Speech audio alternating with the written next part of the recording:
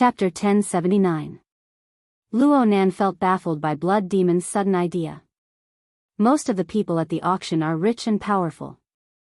They have nothing to do with the inner world. Who would care about this? Blood Demon saw that Luo Nan didn't immediately refuse. Instead, Blood Demon considered the problem of the audience for him. He immediately knew that there was a way. He grinned and wagged his finger. No. Quite a few of them are from the same circle. They're all in the ruling circle. It's just that they use money and power, while we use our fists. Blood Demon extended his 5 fingers. He clenched and released them. Plus, as long as you're certain that the card you make has the same effect as before. TSK, don't play dumb. I'm talking about the move that summons Ox Demon. You're counting on those people to activate and borrow the extraordinary power of the card. Why? Do you rely on burning money? The Blood Demon blinked. You mean to say that it was indeed effective? Can it be used once, or can it be used multiple times? How would I know? It's just that the painting material given by High Lord's secret deed is good. Stop flattering each other. It's not like I didn't ask about it. Blood Demon clapped his hands. It doesn't matter if it can be used once or multiple times. It doesn't matter if it's practical or not for those people. It's a gimmick. With this move, this old man who doesn't even have the strength to truss a chicken is the same as inviting a door god home. A living door god. How interesting. Generally speaking, door gods have all died before. Blood Demon acted as if he didn't hear these words. He began to plan the details in high spirits. With how chaotic the auction is right now, it doesn't take much to get through the joints and add an impromptu program. As for the candidates, it's a bit troublesome. Brother, your knowledge isn't enough. Since it was a portrait, they could only choose the ones Luo Nan had seen before. There were nearly 100 extraordinaries in the entire world. There were only a dozen or so of these. There were also some that they couldn't court death no matter what. For example, Her Majesty Empress Wu, who was waiting for them in the private room of the auction site. Of course, since Blood Demon took the initiative to bring it up, he certainly had a plan in mind. I have a good candidate on my side.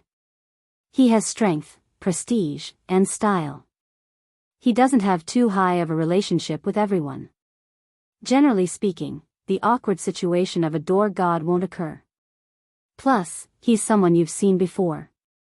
The vast majority of people have never seen before.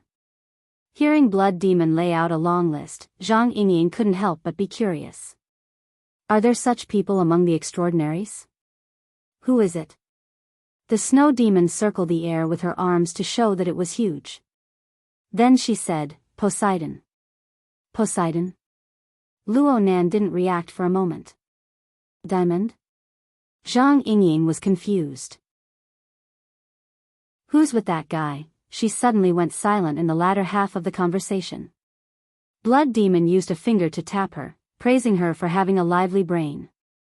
He turned to face Luo Nan with an expression of exasperation that Luo Nan didn't live up to his expectations. Didn't you just fight it yesterday? No matter what, they should know each other very well, right?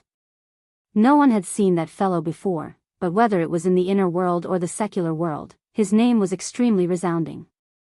Once he appeared in the world, there was no doubt that he would explode. It's still the image first. Before he finished speaking, Shuiyao suddenly froze, and his footsteps slowed down. Luo Nan and the others overtook them. Luo Nan curled his lips. Zhang Yingying and Bai Xinyan didn't feel anything at this moment. In fact, the vast majority of the people present were completely unaware that an enormous tsunami had suddenly rolled over them on a special plane that was very close to them.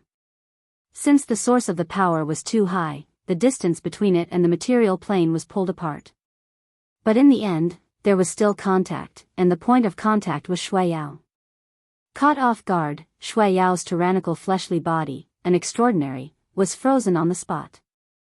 It wasn't that he couldn't move, but the moment he moved, the balance would be broken. This place would immediately become the center of a direct collision between the two extraordinary powers. The aftermath of the collision was enough to turn the trading center into a slaughterhouse. Luo Nan hadn't seen this sort of control of power that was on the verge of breaking, where a single strand of force fell to the ground. But it really did come from the coward. To be more precise, it came from the threat of Poseidon. It hated Shui Yao to the core. Perhaps this was the difference between a long distance and a short distance. Luo Nan was also affected by the aftermath. It was probably a warning. After all, he was the one who was most likely to expose his true identity. Luo Nan didn't mind. He wasn't afraid yesterday, so what was there to be afraid now? It was just that there was no need. He turned to look at Shui Yao and spoke in a leisurely manner. So you don't know that that person has always attached great importance to his image? Shui Yao grimaced in pain. Luo Nan wasn't particularly surprised by the fact that the coward was Poseidon. He wasn't a complete idiot. He had encountered such a powerful mutant in the South Pacific Ocean, and he had more or less seen some details about it. As long as he did a bit of homework, he would be able to lock his suspicions onto a relatively small range. He already had a high degree of suspicion that the coward was Poseidon. Now that he had confirmed it, it didn't matter. Well, it seemed like it could be a bit useful. Luo Nan's train of thought suddenly expanded.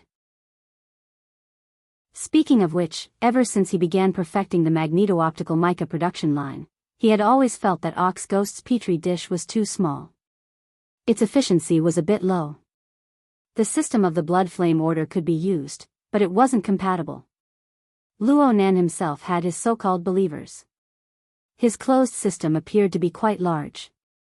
However, there were only 2 or 3 genuine believers. The others were just carriers of thoughts that had been invaded by the altar's spiderweb or distorted by Luo Nan Qi. They were all in a muddle-headed state. They didn't possess true faith.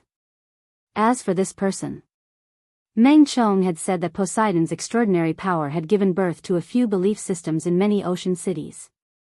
Even though they were scattered and unsystematic, when put together, their scale was much larger than Ox Ghost's potted small order.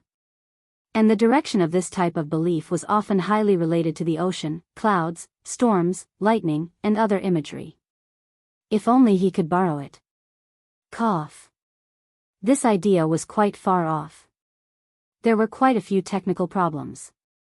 Even if he could use it, it wouldn't be tonight. It would be in the future. However, Luo Nan had another idea that was highly related to Poseidon. He continued to chat with Shui Yao. I heard Black Lion say that in this world, only Poseidon can enter the deep blue world without using any man-made tools. Shui Yao had been given a solid warning, but he couldn't do anything to Poseidon. He felt sullen and followed Luo Nan with a gloomy face. Shui Yao responded in a bad mood. You want him to take you there? How? Swallow you into his stomach and spit you out when we get there? The difficulty might be a bit high. Luo Nan believed that the highly sensitive Poseidon was able to perceive the conversation that involved Poseidon. However, Poseidon maintained his silence. Was it disdain, or was it afraid of something? Perhaps they could talk about this later. The twists and turns caused by the hole in Shui Yao's brain didn't cause any substantial effects in the end. Aside from Luo Nan, the group of people knew the layout of the venue like the back of their hands. They arrived at the auction venue without a hitch. Luo Nan didn't know how the damage to the original booth would affect the layout of the auction venue. He didn't care about this. He would just go wherever Her Majesty Empress Wu led him. The one who opened the door was Meng Chong. This was the chief warrior of the Blood Flame Order. He had originally followed Luo Nan out to sea, but now he had become Her Majesty Empress Wu's bodyguard. Meng Chong let out a sigh of relief when he saw Luo Nan. He bowed in greeting. Mr. Luo, Her Majesty Empress Wu has arrived.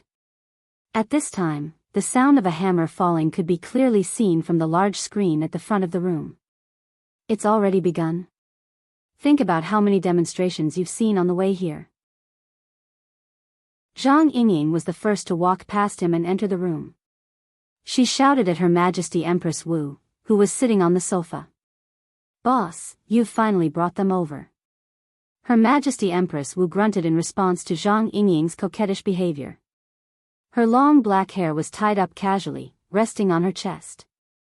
Her body leaned against the armrest of the sofa, and she slowly flipped through the pages of a book. She didn't even raise her head. She lacked interest in the auction that had already begun. As for the drunk by Sinyen, she called out, "Boss," from a distance. Then she walked on her tiptoes and sat on the other end of the sofa. She propped her arms up, raised her head, and breathed heavily. Her Majesty Empress Wu didn't care. As for Luo Nan and Shui Yao, she simply pretended that they didn't exist. It seemed that nothing was more interesting than the Buddhist scripture in her hands. Luo Nan's gaze quickly swept over the three women in the room. He had questions in his mind, but there was no need to get answers on the spot. In the end, he still focused on the large screen at the front of the room. Well, he wasn't just relying on his eyes to see. The auction had already begun, but there were problems with the venue, the auction items, the finale program, and even the mastermind behind the scenes. It would be strange if this event could be held well. Luo Nan was at least 20 minutes late, but the atmosphere in the venue was still chaotic. Whether it was in the Great Hall or in the rooms scattered everywhere, practically no one was able to smoothly enter a state of mind. Many people were the sources of gossip, and at the same time, they were broadcasting towers. All sorts of information and emotions flowed within the venue and brewed on the spot. Blood Demon stood shoulder to shoulder with Luo Nan. He adjusted his state of mind from the small twists and turns just now, and he revealed a smile once more. What do you think? You single-handedly created this scene. Don't you feel a sense of accomplishment? I'm not familiar with them, and I'm basically unrelated to them. I don't feel a fucking sense of accomplishment. But you need to know that the people here, as well as the people who are paying attention to this place through remote signals, can mobilize wealth and power. They can practically decide the life and death of a third of the people on Earth. Remote? Does the auction allow telephone bidding? Blood Demon couldn't get Luo Nan's focus. He was stunned for a moment before responding. It's hard to say for collectibles. After all, they're similar to works of art. The tempo is always fast. But there are some assets and technical auction items that are more suitable. That's quite ideal. Have you thought about which one to choose? Huh? Luo Nan blinked his eyes, his face pure.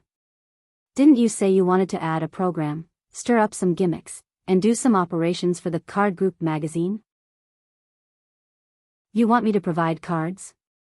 I just had a good idea. Blood Demon showed a rare hesitation. This doesn't feel right. Luo Nan didn't care about Blood Demon's thoughts. He continued speaking, remember that you want to release a commemorative copy? Since you want a door god, some options are very appropriate. Which one do you choose? Or do you want both? Chapter 1080. Kawahara Machiko walked through the trading floor expressionlessly. Her wristwatch vibrated on her slender wrist, and she pressed the stop button. This action had been repeated many times. Manager Kawahara.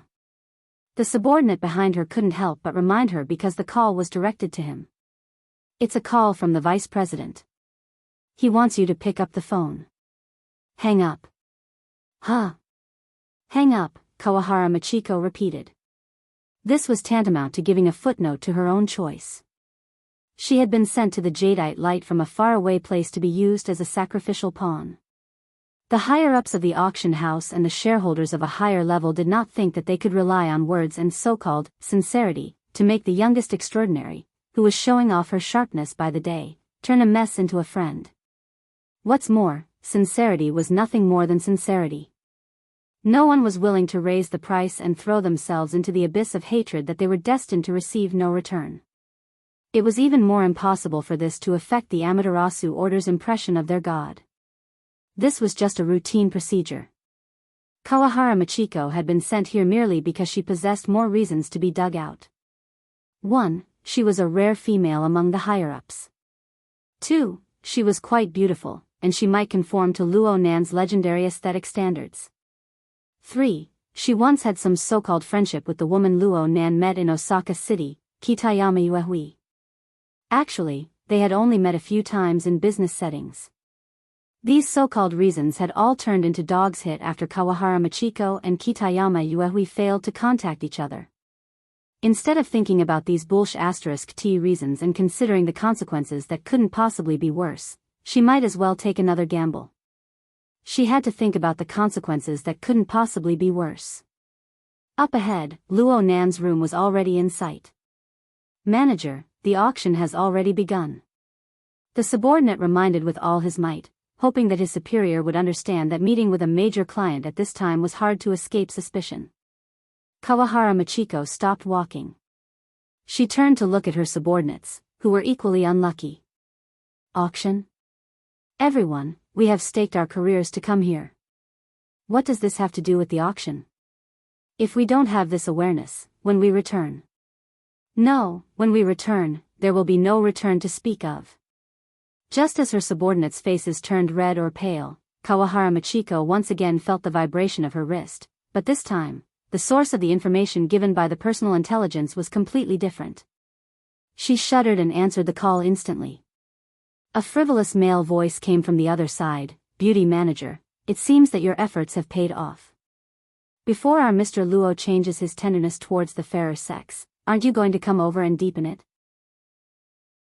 Kawahara Machiko clenched her fists tightly, but she replied in a soft and clear tone, "Hey, sorry to keep you waiting. I'll be right there." 5 seconds later, Kawahara Machiko calmed down and pressed the doorbell of the private room. And the time she waited was 4 to 5 times longer than the time it took to arrive after the call ended. The fully exposed camera outside the door seemed to be conducting a cold and silent inspection. During this time, Kawahara Machiko and her subordinates all maintained a slightly forward and respectful posture, standing solemnly in absolute silence. Finally, the door to the private room opened. Kawahara Machiko thought that she would encounter an even harsher gaze of inspection, but she didn't. It looked like no one in the private room was paying special attention to her. The inspection just now was more like a simple and unintentional neglect, a play directed by herself in her mind. The attention of the vast majority of the people here was focused on her target of public relations today, Luo Nan's body. They watched him use his finger as a pen and the water vapor as ink to draw diagrams high in the air. Some people clicked their tongues, some people hissed, and some people simply moaned. "You think the matter isn't big enough?" The one moaning and complaining was the man who had called her over with a frivolous tone. The internal intelligence of the auction house listed him as one of the most terrifying extraordinary, blood demon. The tone was one thing, but the excitement on his face was the real deal. Kawahara Machiko went to look at the outline of the water vapor imprints, but she came at the wrong time. Luo Nan had just finished his draft. He waved his hand and erased the water vapor diagram. The youngest extraordinary in the world turned her face to face blood demon and said, "You said it before. I have to take the initiative. I have to press forward. I have to arrange a position forward. Since they're retreating, I'm going to advance. I'm going to advance until they have nowhere to retreat." Sure enough, his drive was unparalleled. Kawahara Machiko, who had just entered, made an immediate evaluation in her mind. She combined it with the relevant intelligence and secretly pondered how she should respond appropriately when it came time to deepen things. Blood Demon raised an eyebrow. "Even a rabbit will bite when it's cornered. Aren't you worried? I'm saying that headquarters arms are quite long. If you really piss them off, they won't be able to hit you on the ship, but they'll be able to do it over at Osaka City. That will depend on whether or not the true God and the Pope are willing to give up their own training grounds and abdicate their positions to President Abner. I have a premonition that they might not be willing." Blood Demon was very sharp. "What did you discover this time? That cow demon?" Luo Nan's mood was quite relaxed. He pursed his lips in the direction of Kawahara Machiko and casually joked, "Are you preparing to silence her next? Saying that you have tender and protective feelings for the fairer sex isn't wrong in the slightest." Kawahara Machiko could only pretend that she was deaf after being treated as a target of ridicule. Her eyes were focused on her nose was focused on her mouth was focused on her heart. She stood still like a statue, not adding any variables to the conversation between the two big shots. Sure enough, Luo Nan was the first to return to the main topic. I just feel that Lord's secret contract looks like he's going to make a big deal out of it. With him backing me from the back, I'm emboldened. Hey, you need to know that his agenda is at the back. Haven't I seen the materials already? I'll be careful not to stray off topic. Besides, I might even be able to help out. Blood Demon was a bit startled. He looked at Luo Nan, and Luo Nan responded with a smile. For a time, Blood Demon was actually struck speechless by Luo Nan's strong will to forge ahead. Luckily, he soon cackled loudly. Young people learn things quickly. He then turned to Her Majesty Empress Wu. Don't you think that there's no need for you to make this trip? Her Majesty Empress Wu didn't even raise her head. Her fingertips slowly flipped a page. Do you want to make a bet? No, I don't want to raise a flag. Blood Demon tactfully backed down. By this time, Luo Nan had already called over Kawahara Machiko to make the relevant arrangements. Machiko forced herself to remain calm, but she had a rather resolute attitude. It actually saved him quite a bit of effort. That's about it. There shouldn't be any problems, right? Of course there were problems, but Kawahara Machiko wouldn't reveal any awkward emotions in front of Luo Nan. She bowed once more. It was as if everything was an established procedure, a matter of course. Then, please make your preparations, Mr. Luo. We will notify you 5 minutes in advance. Okay.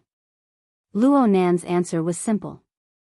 Kawahara Machiko took a shallow breath. She maintained her bowed posture as she backed out of the door. When the door to the room closed, she turned to face her subordinates outside. Her eyes were completely filled with a sharp, cold, and hard light. From now on, it will be time to test everyone's resolve. What sort of resolve? Kawahara Machiko didn't give a clear answer, but at this time, many people naturally came to a realization. It was loyalty.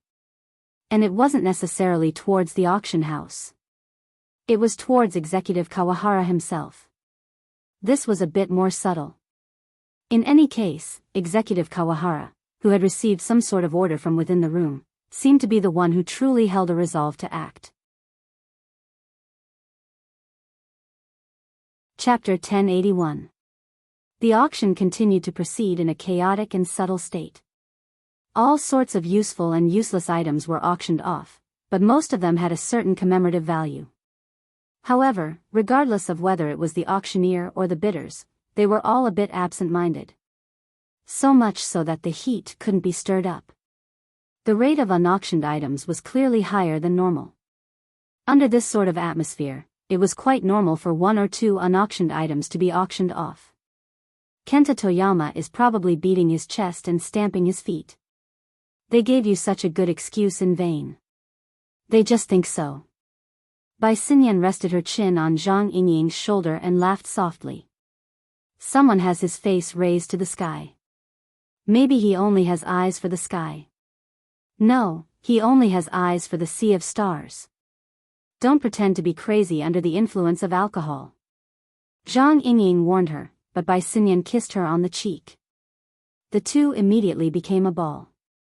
Luo Nan ignored the small chaos in the room. He continued to prepare in an orderly manner. He asked Blood Demon to introduce a few more details about the painting materials he was going to use. In other words, the secret deed and the special stylus. It looked like he really was going to paint.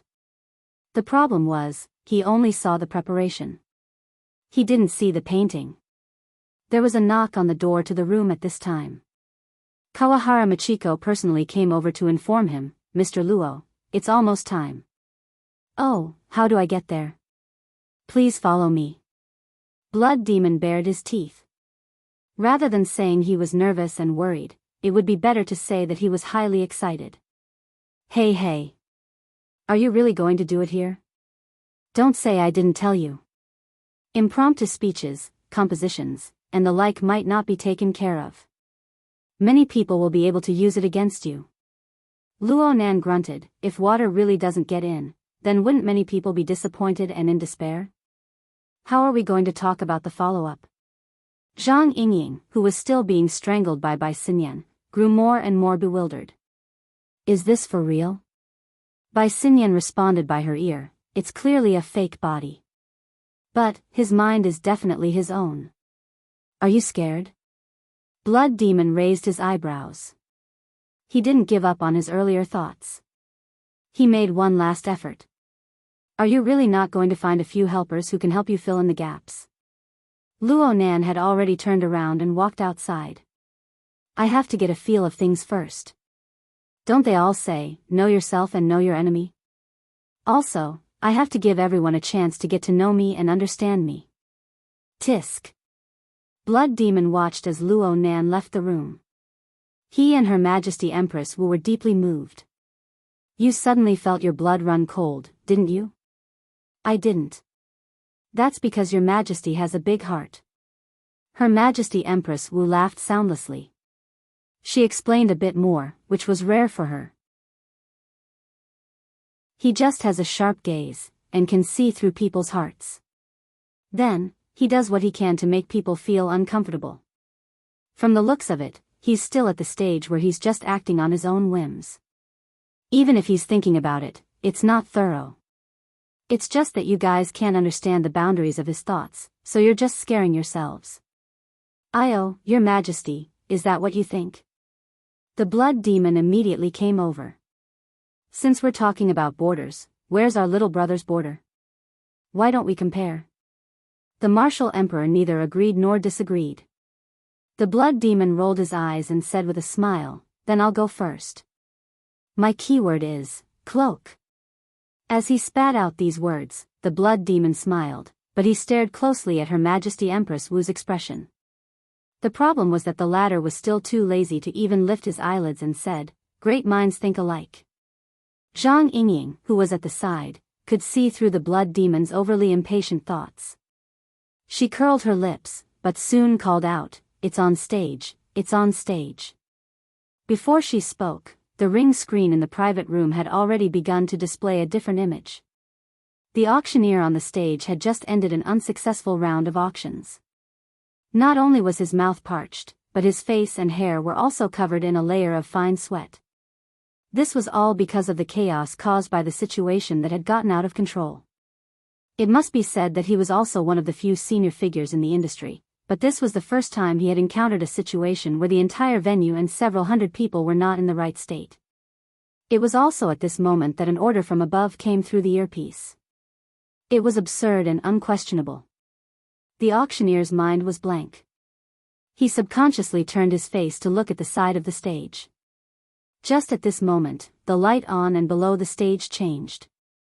The light on the auction stage was dim, but below the stage, there was a new area where the light was focused. There, a youth dressed in ordinary clothes, but his age was unusually young. He didn't make any unnecessary movements and directly walked forward, casting his gaze over to the auction stage. The experienced auctioneer's gaze met the youngster's. For some inexplicable reason, he was a little dazed.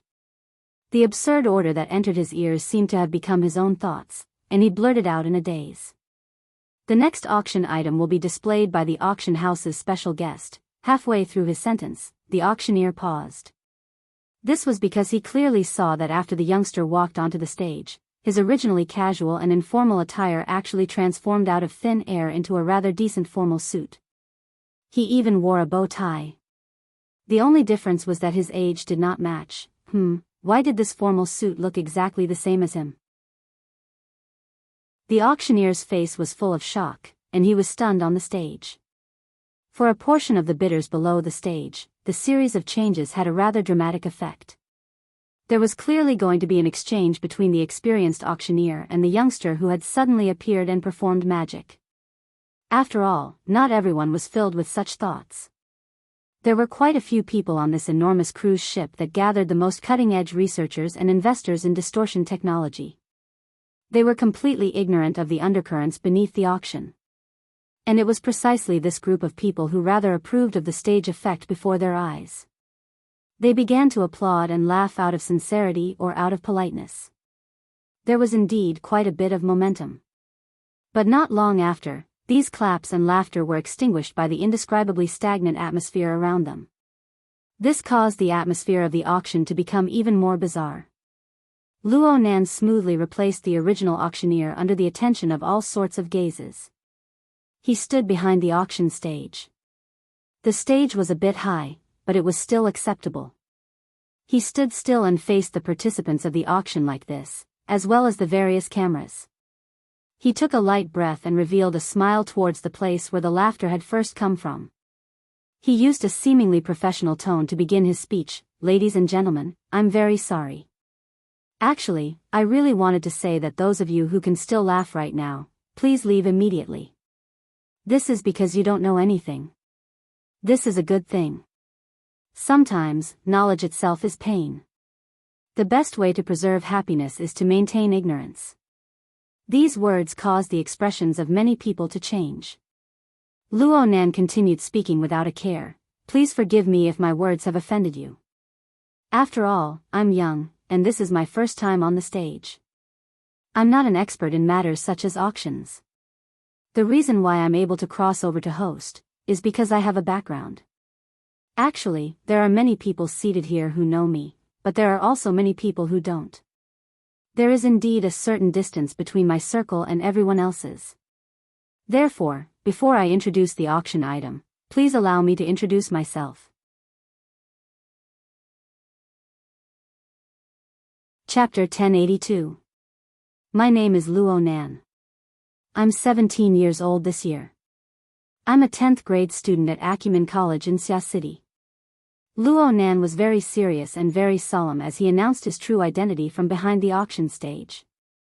It was because of this truth that a sense of dislocation was formed. This caused this auction to instantly become the scene of a youth group speech competition. Emotions of astonishment and absurdity interweaved within the brilliantly lit auction house. Even though Luo Nan had just given them a cold stab, there were still quite a few people present. They hesitated whether or not they should laugh and support him. In reality, the atmosphere of the auction house was indeed slipping towards a speech competition. Luo Nan stood ramrod straight, allowing the auction stage to cover most of his body from his chest down. The visual effect really couldn't be described as tall and straight.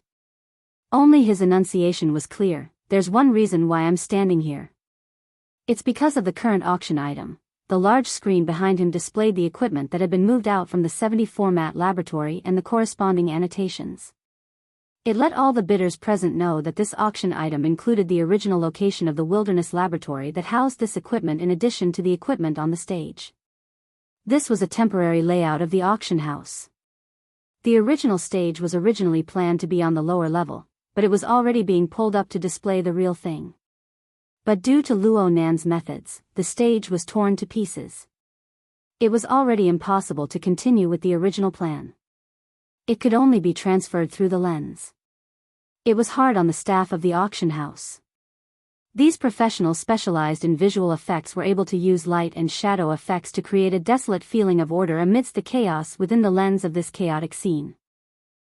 This gave off a bit of a feeling of a stage play. Luo Nan seemed to be moved at this time. This is what my grandfather who has gone mad, my father whose life and death is unknown, and my mother who has already passed away. There are also a few seniors that I know and don't know. They single-handedly created this place in the wilderness. It represents their life experiences and achievements. It is also one of the few places that I know of that I can pay homage to. The dislocation of the bidders below the stage became even more clear. Some people were hesitant, wondering whether or not they should accompany Luo Nan with tears of sympathy to show their cooperation. Of course, there were even more people who were confused by Luo Nan's inexplicable speech. The whispers within the auction house were getting louder and louder. People needed to clearly understand the true logic behind this absurd scene. But at this time, Luo Nan laughed first. After saying so much, everyone should be able to tell that I obviously don't want to sell it. But someone beat me to it and sent it to the auction house. They even deliberately came to show off to me. There's nothing I can do. Luo Nan just smiled like this. His gaze swept across the field. It didn't matter if it was the hall or the private room. As long as he wanted to look, there was nothing that could obstruct him. At this time, he was the focus of everyone's attention. Luo Nan raised his left hand and gestured with 2 fingers. As for the other reason, isn't there a saying? No. In order to prevent this kind of thing from happening again in the future, although I am not a member of this circle, I must come here to face all the buyers and communicate with as many people as possible. I need you to know me, my mood, my thoughts, and my decisions, and to be able to seriously refer to and evaluate them. It's even better if you can get the corresponding respect. He was clearly smiling, but because of these words, the noise in the venue suddenly weakened. Many tycoons and experts who were whispering to each other subconsciously raised their heads and looked at the stage. His words were subtle and filled with hostility. Luo Nan continued to express his position. I'm still a student right now. I don't have a formal job. I can only rely on my limited lecture time to obtain some labor fees. At the same time, he had a lot of expenses, such as personal experiments, family security, and other miscellaneous expenses. He also owed a lot of debts, and his assets were really limited. He really did not belong to the same world as everyone else, and basically did not follow the same logic. Therefore, I can only use other, unconventional methods that everyone might not be familiar with to achieve my goals. Here, I have to thank the Toyama Auction House for giving me such an opportunity, allowing me to host this event and use this place to communicate with everyone. The trouble caused to the auction house. Mr. Toyama, right? Although you're not here, you should be paying attention to this. Luo Nan took the initiative to accurately find the camera. He borrowed the signal of the live broadcast to communicate with someone tens of thousands of kilometers away. Like this, I'll treat it as the interest you guys paid. I'll also consider forgiving you guys. Whether or not there were people smashing cups in Bansheng, thousands of miles away, they didn't know. But at this moment, the venue was already completely silent. Sound. He looks just like a terrorist. Abner, Constance, Star Shaman, and Romanas sat together in a certain luxurious suite some distance away from the venue. These 4 extraordinaries, who served in the Ability User Society's headquarters, were watching the live broadcast of the auction. Actually, they were looking at Luo Nan's attitude and performance. However, the evaluation was not made by any one of the 4. It was made by the old Witch of Death, who grew increasingly talkative as she grew older. Her real-time vibrations on the mental plane were enough to ensure that she could communicate with the other 4 extraordinaries without hindrance. Star Shaman was freed from the awkwardness of being a sound transmission puppet. His mouth appeared to be exceptionally lively, echoing with his teacher as he reprimanded Luo Nan. Is he trying to push the wall? Is he trying to expose the disputes of the inner world in front of everyone? This doesn't conform to the agreement we signed with the Star Alliance Committee. The people here barely have the authority to do so, Abner responded simply. As a genuine special guest of the auction, Abner did not participate in the event. One reason was that he needed to participate in the process had already been erased due to a minor accident. The other reason was that there was no need to step into Luo Nan's most sensitive domain during this special period of time. He felt that his previous expression was too vague, but he was unwilling to say too much, so he cast his gaze toward Romanas. Romanas immediately explained, currently, Mr. Luo Nan's actions really don't conform to the procedures of the inner world. However, 69% of the people here have the authority to know the truth. The remaining people can basically be adjusted to a certain level. There will be a corresponding psychological specialist to handle the situation. It won't cause too much trouble. Romanas paused for a moment before adding, when inviting others to participate in this sort of fringe event, it is clear that the inviting party and not the invited party that should bear the costs and the corresponding responsibilities. The Toyama Auction House is not thorough enough in this regard. The corner of Star Shaman's lips twitched, but he just laughed it off in the end. In any case, it didn't matter if Abner said it himself or if Romanas explained it on his behalf. The change in attitude that was manifested was not something that could be hidden from others. Everyone present understood the reason. Death Shaman's telepathic thoughts flowed through the void, containing a subtle meaning. This kid doesn't seem like someone who can cooperate.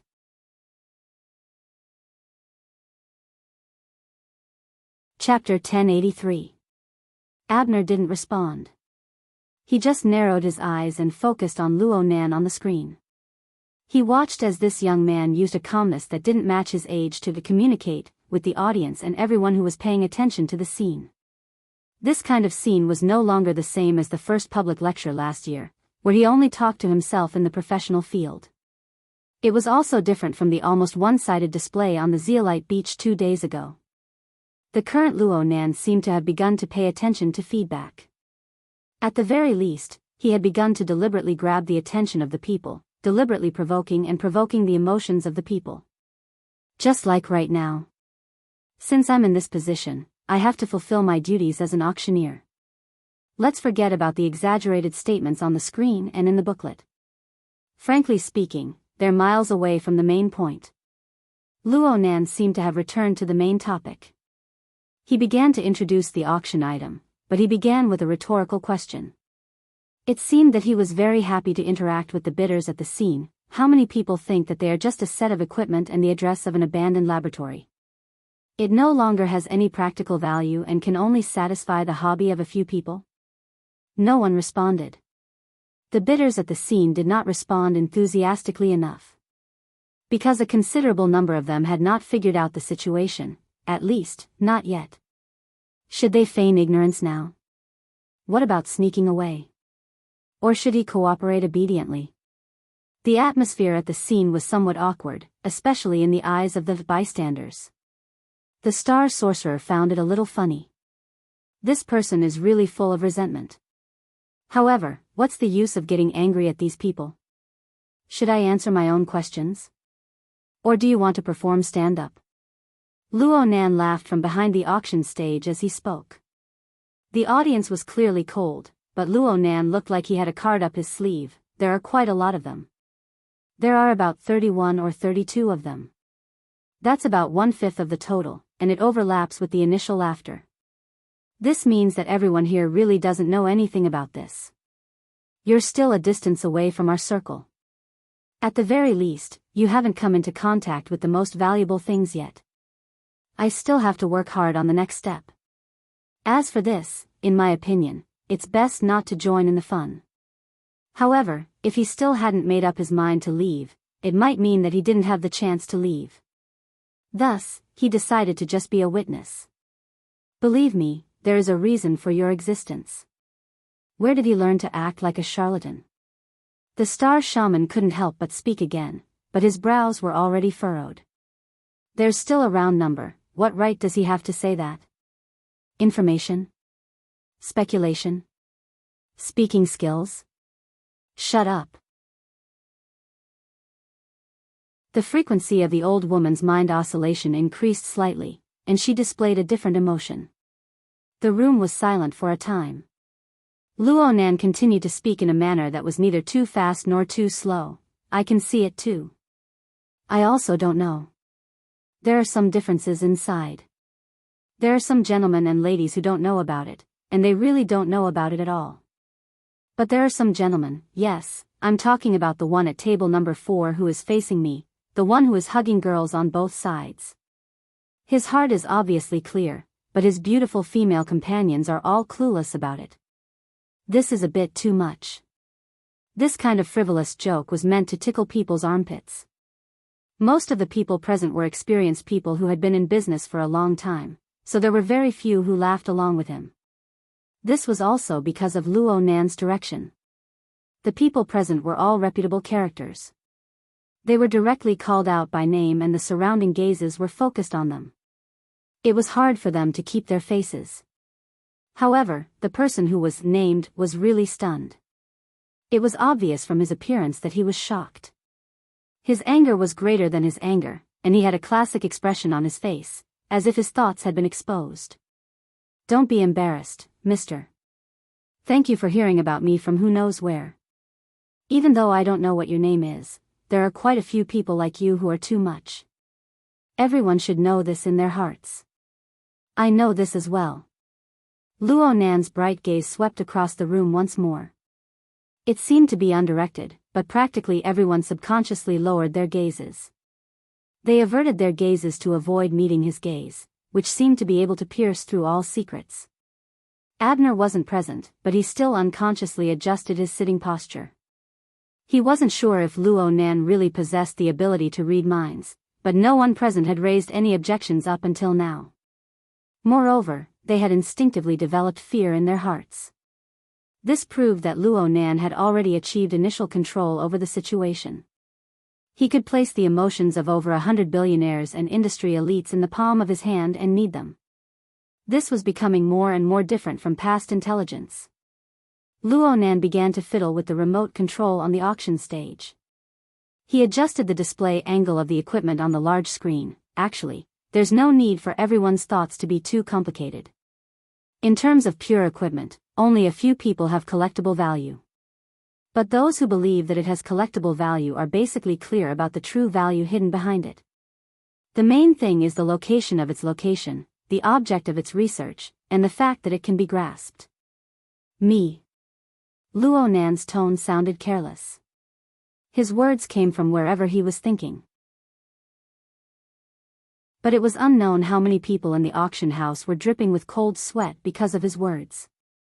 Their legs were trembling. Yes, more and more people were coming back to their senses. They had allowed this killing star, known as the humanoid infrasonic array, to come to the scene and stir up such havoc. How could there be anything good in the future? What's up with the Toyama auction house? What's up with Wang Yu? What's up with those people at headquarters? Could it be that the rumors were true? That the situation had spiraled out of control? There were already people looking all around, looking for a way to escape. There were also people who had begun to summon their bodyguards.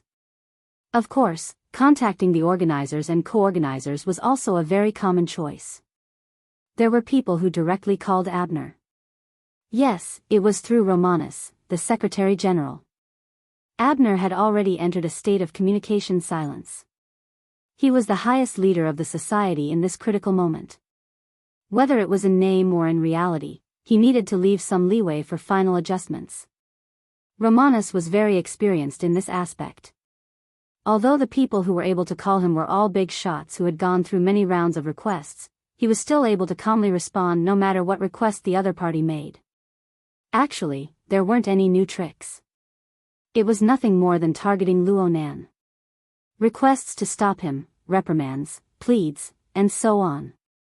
During this period of time, Romanus spoke the most words. We are actively communicating with Mr. Luo Nan. We have transmitted a clear signal, and we await his reply. This was the honest truth.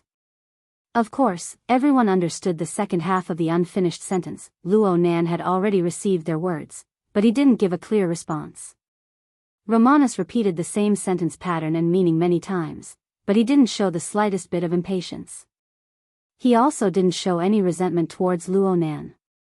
This was because he understood very well that if he were to stand in Luo Nan's position, he wouldn't be clear either. He borrowed this thinking space to toss and turn a few things. He wanted to probe the bottom line of headquarters a step further. This was the smartest choice. Abner took the initiative to release a signal of cooperation to Luo Nan through the dual channels of Blood Demon and Her Majesty Empress Wu. He didn't explicitly state the method or the time limit of the feedback. The 2 hours from 8 in the evening to 10 in the evening were tantamount to giving Luo Nan a window to express and vent his emotions. Everyone was calculating their own bottom line, recalculating. Luo Nan was acting recklessly right now. Of course they were nervous, but they could also observe the intentions of the other party. If Luo Nan had straightforwardly agreed to headquarters' request and maintained a relatively calm and reserved manner, they would have breathed a sigh of relief right now. However, they would absolutely not express their thanks in a formal meeting. On the contrary, they would certainly take a step forward and launch an attack, all the way until they touched Luo Nan's bottom line. Luo Nan's current lack of response was precisely a display of taking the initiative. For the time being, this was correct. Everything was within expectations, but there was one thing that Romanus didn't understand. What was the true meaning behind Luo Nan's venting? Was it purely for considerations of the negotiation situation? This conjecture was admittedly reasonable, but it didn't quite match with Luo Nan's way of thinking, which they grasped. Even if Luo Nan's current behavior in public was more mature than before and had made great progress, there shouldn't be too many deviations in his innermost core. Luo Nan was a stubborn youth who always focused on all sorts of regular structures. He tended to use a set of logical programs to deal with all problems. How could he suddenly become a great charlatan who stirred people's hearts? This wasn't a question of understanding or not. It depended on whether or not his knowledge and ability system could support him. For this reason, Romanus had two conjectures. First, Luo Nan's knowledge structure was more complete and profound than people's previous judgments, deductions, and conjectures. He possessed an even more powerful system to support him. Second, perhaps there was a more direct and purer goal behind the seemingly complex schemes of the human heart. Romanus walked to the balcony outside the suite for the sake of answering the phone. This was one of the areas with the best view on the Jade Light, but right now he could only see the flickering lights of the ship. The surrounding area was flooded with dark clouds and waves. His eyes weren't good, and his mental senses were warped and disturbed by the increasingly complex changes in the magnetic field. Though it wasn't to the extent of being blind with one's eyes wide open, Luo Nan felt as if he had missed something. It was as if he had missed some extremely important details.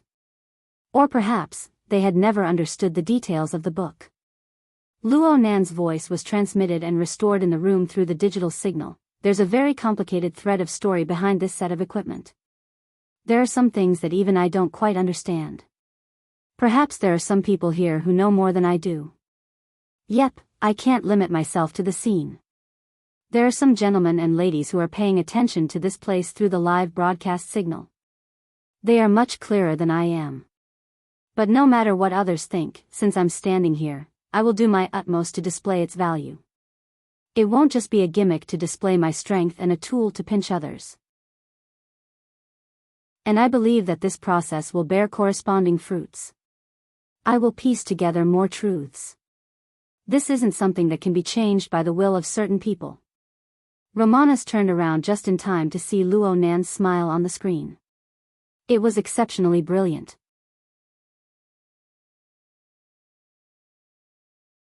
Chapter 1084.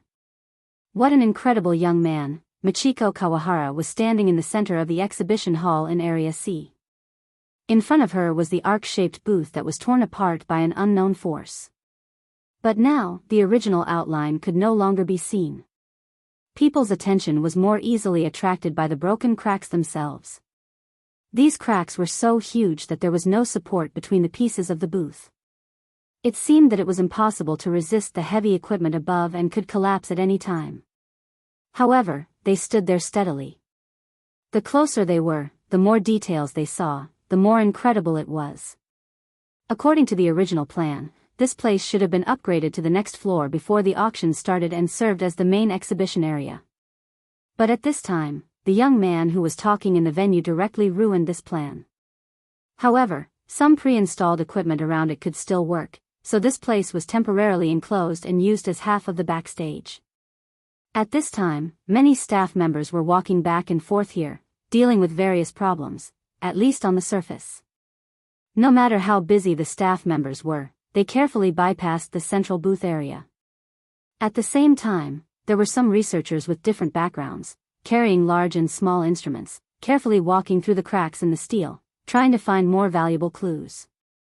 Two different circles temporarily went hand in hand with each other. Michiko Kawahara was here. Through the ubiquitous screens and projections, she was paying attention to the progress of the auction. She watched the young man who completely distorted the trajectory of her life speak on the stage. He also distorted the thoughts and wills of others. Surprisingly, she didn't have too much resentment. She was more envious, and she thought of her son. If Jie can become like this when he grows up, it should be something to be proud of. She didn't have much feelings for her tool husband, but her stubborn and cute young son was one of the important fulcrum of her life. Just thinking about the future a little, even if it was mostly fantasy elements, could remove some of the barriers in her heart and reduce some of the pressure. This rare moment of freedom did not last for long.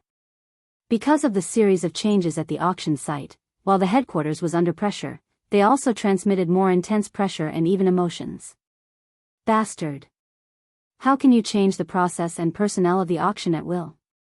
Are you going to bet on Toyama's decades of reputation?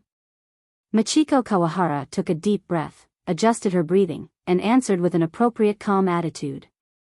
Vice President, I am following the instructions of the Board of Directors. I have obtained Mr. Luo Nan's understanding. I haven't occupied any resources outside of my authority. The voice on the other side suddenly rose a notch. So you're using the reputation of the Toyama family as a bargaining chip and recklessly throwing it out? Obviously, Shingo Toyama, the grandson of President Kenta Toyama, was so angry that he blurted out some inappropriate words. However, he wasn't completely stupid. He forcefully turned the situation around.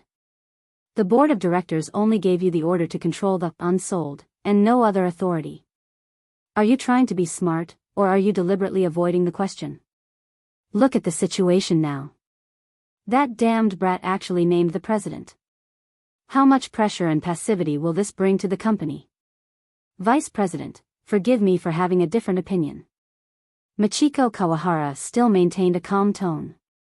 I believe that compared to actively creating an unsold auction in public, passively accepting under power should be more reasonable and easier for people to understand.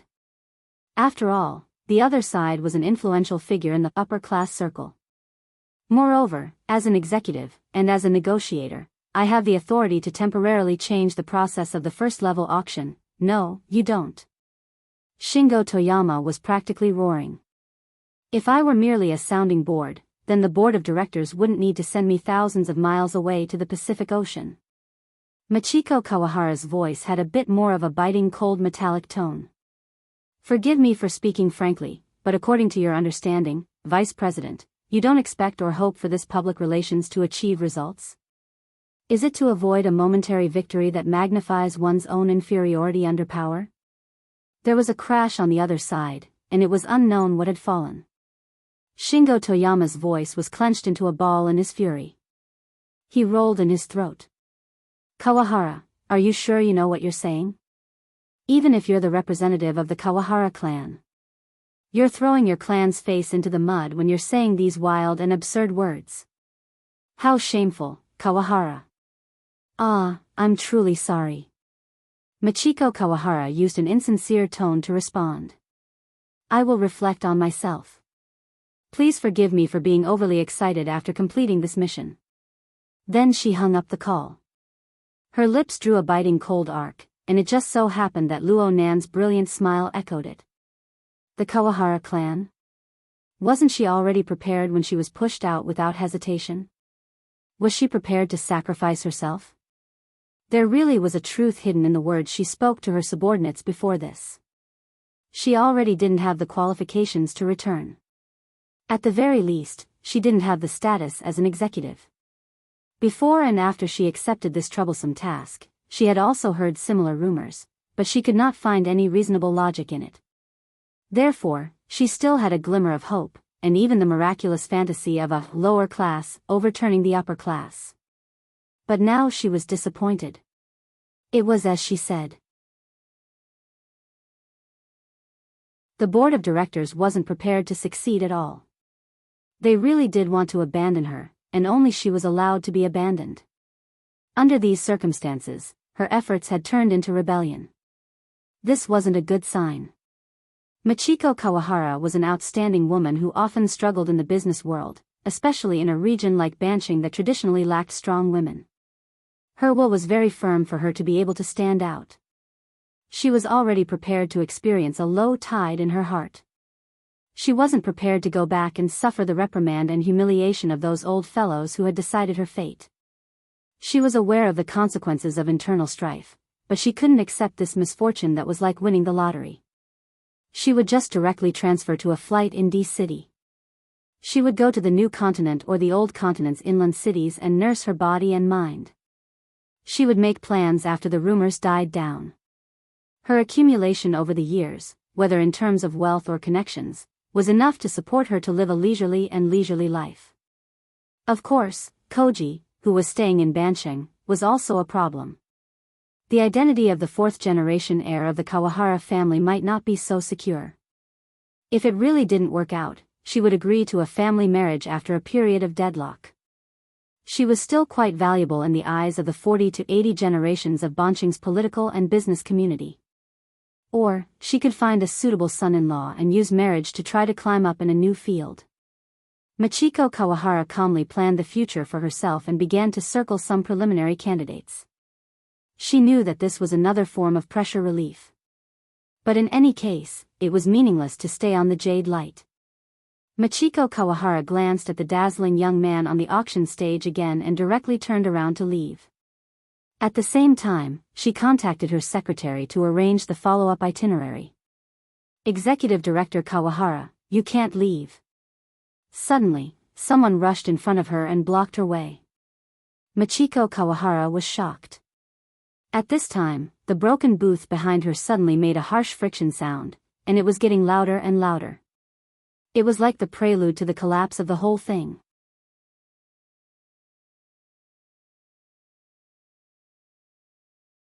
Chapter 1085.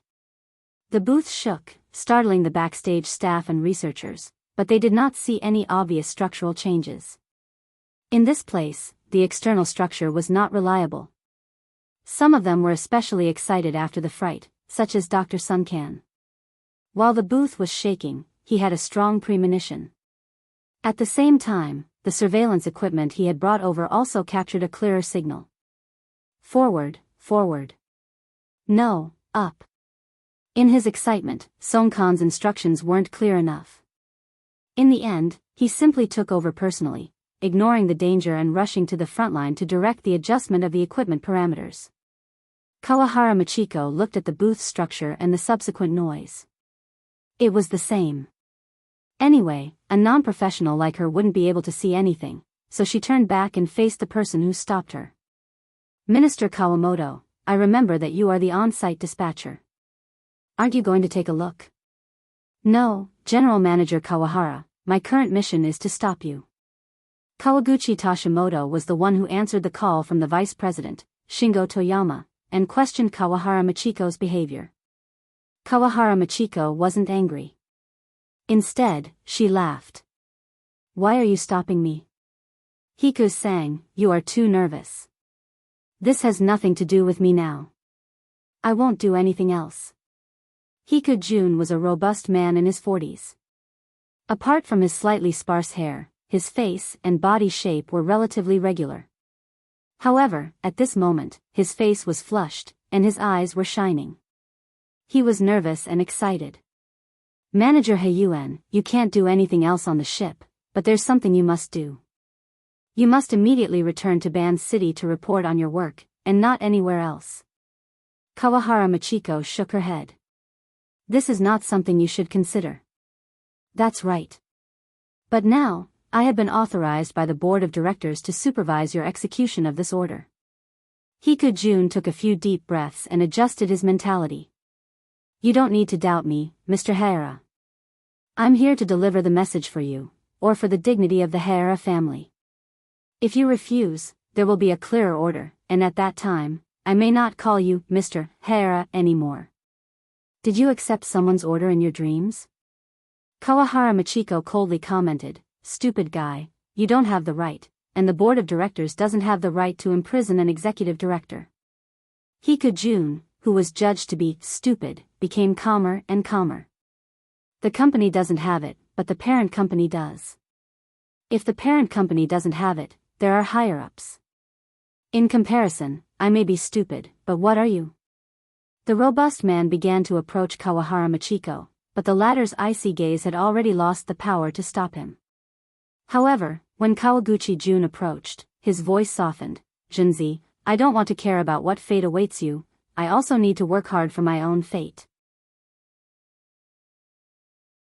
However, on account of the fact that I was once your candidate for marriage, I don't want to forcibly deprive you of your authority. You can try to understand it, even if the more you understand, the more despair you will feel.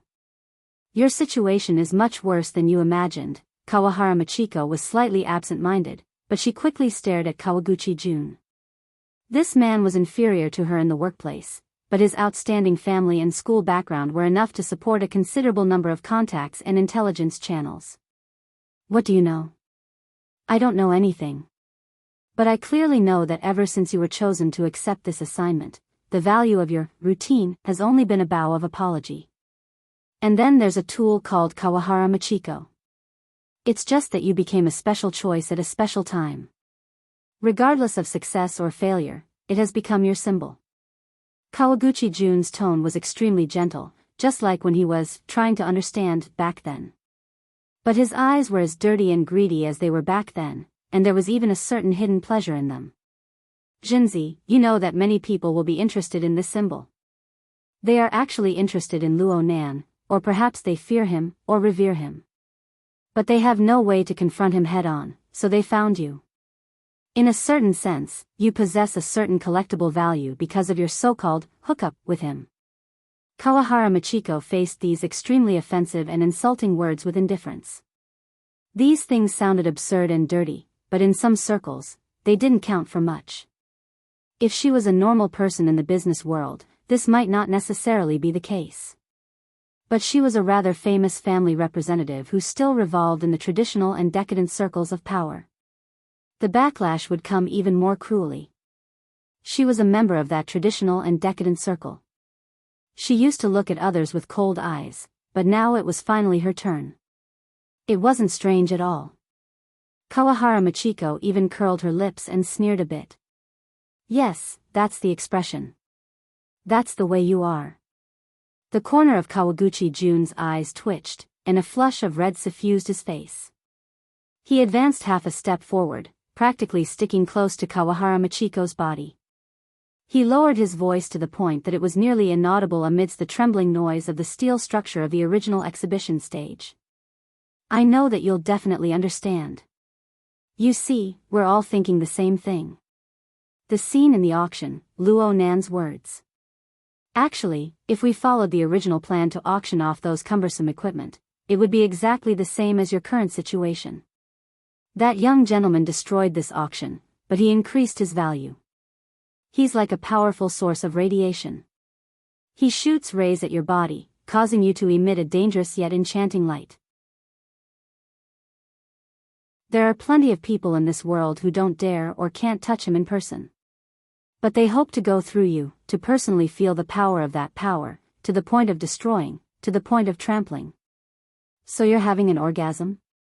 Kawahara Machiko didn't dodge.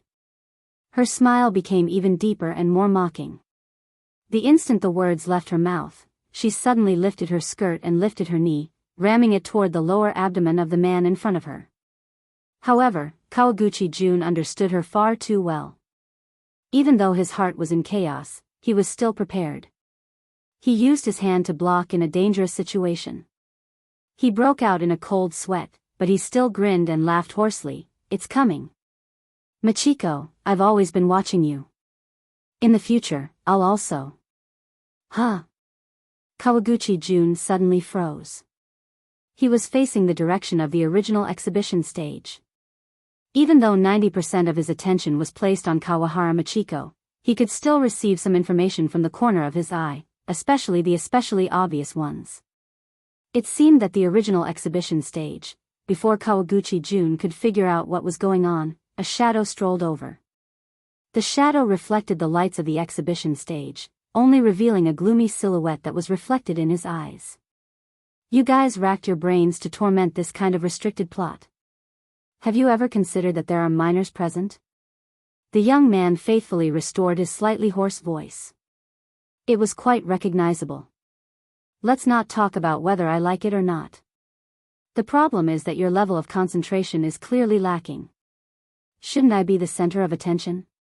At this time, Kawahara Machiko struggled free from Kawaguchi Jun's grip with all her might, pulling away from him. She was still gasping for breath, but she was startled by Luo Nan's sudden appearance. Why was Luo Nan, who was speaking confidently and with assurance on the upper floor of the auction house, here? Her reaction speed surpassed Kawaguchi Jun's by quite a bit. She swept a glance behind Luo Nan and saw that the original exhibition stage was still in ruins. She quickly turned to face the other side of the exhibition stage, then she felt a bit dizzy. What appeared in her field of vision was no longer the screen that shielded the original exhibition stage. Instead, it was the messy arrangement of banquet tables.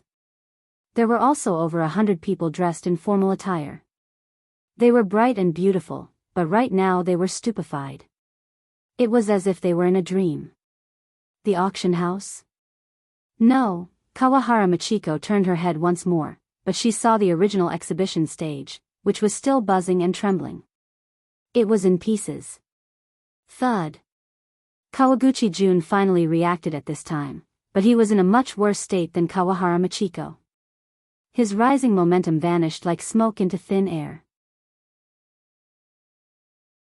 He turned around a few times in a daze, and his legs became knotted as he tripped and fell to the ground. It was only at this time that his heart, which was filled with bewilderment, was shaken out of his throat. Where is this? No one answered him. Perhaps no one could answer him. Kawahara Machiko turned her gaze again and looked at the audience, below the stage, at the frightened and stiff bidders. Almost no one was looking at them. In fact, they didn't even pay attention to them from the beginning to the end, even though there was an extremely explosive and delightful plot here. The reason for this was because there was an even more conspicuous, enormous, and inconceivable object and change appearing before everyone's eyes. Kawahara Machiko was a person who had been neglected in the cracks. She gradually found reason amidst her dizziness, and she let it display extraordinary effects. She jumped out of her experience and logic. She found a barely acceptable explanation for the situation before her eyes. It was the only explanation she had. The original stage on the lower floor overlapped with the auction stage on the upper floor. The original plan that Luo Nan had destroyed and caused the staff to tear up with tears in their eyes had taken a big turn. Now, it was presented in such a form before the eyes of all the participants present. Had the upper floor collapsed, or had the lower floor been lifted up? There was no answer. Kawahara Machiko didn't feel anything else from start to finish, aside from the sound of the vibrating metal structure beside her ears. And the reality before her eyes was this: the two floors that were specially used for display had a total height of nearly 10 meters. They overlapped together in such a gentle manner. There wasn't even any substantial conflict between them. The auction stage in front of Luo Nan had disappeared without a trace. That was why he strolled to the front of the stage. This was the place where the original exhibition stage barely had a foothold. Of course, this was a more suitable location for focus. Here, he smiled as he welcomed the gazes of everyone present and the entire world. He also felt the sudden explosion of the depths of their perception and emotions. Even if no one spoke, Luo Nan knew. And it wasn't just the people present. It wasn't just the pitiful first-line personnel on the jadeite light. It included all the living beings in a wider range who were paying attention to this place in various forms. That's right. Luo Nan's soul cloak had been damaged by sin poison. It was riddled with holes, and it had seriously degenerated. It temporarily didn't possess the ability to monitor the entire world, but he still had other methods of detection. For example, a closed system.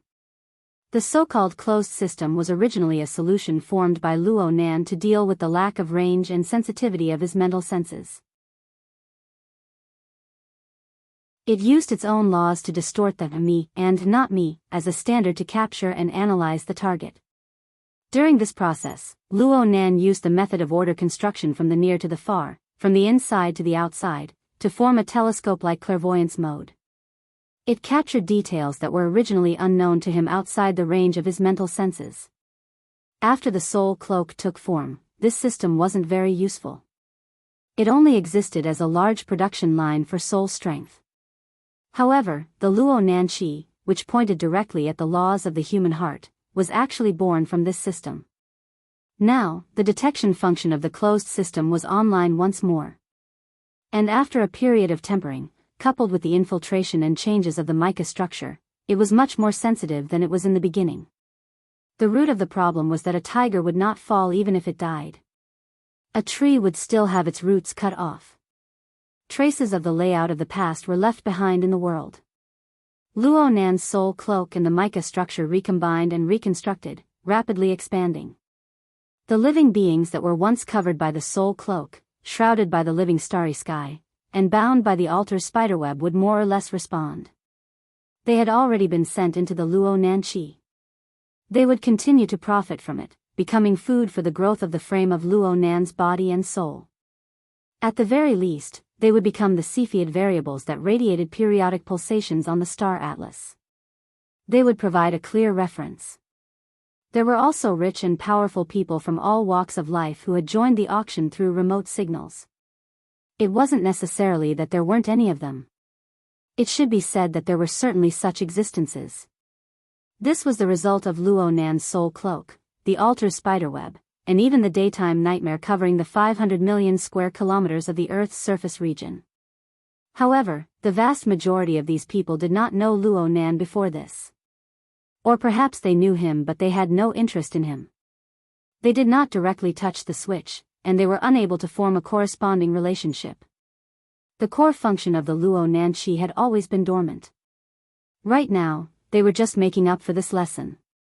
The corresponding relationship had indeed been established. It didn't matter what sort of goal these people had in observing, considering, or scheming. For example, the arrangements made against Kawahara Machiko were filled with filthy and inferior thoughts. They took pleasure in doing so. But their original thoughts really did revolve around the central axis of Luo Nan. They spun and formed slender threads of sugar. They became ingredients that might not be tasty, but they were indeed usable. The reason why Hikujun was so impatient to reveal his true feelings was because of the interference and influence of the Luo Nanqi. But this wasn't enough. If they had this kind of energy, why did they need to blindly stir things up? Luo Nan believed that the chaotic emotions of these people needed a clearer direction. They needed a more intuitive stimulus. This kind of thing didn't count. And so, Luo Nan clapped his hands. Everyone, focus your attention. The reason I've changed the layout of the booth is to enhance the display effect. I don't have enough experience in controlling the scene. If this little magic trick has troubled everyone, then we need to clear our minds and return to the most valuable level.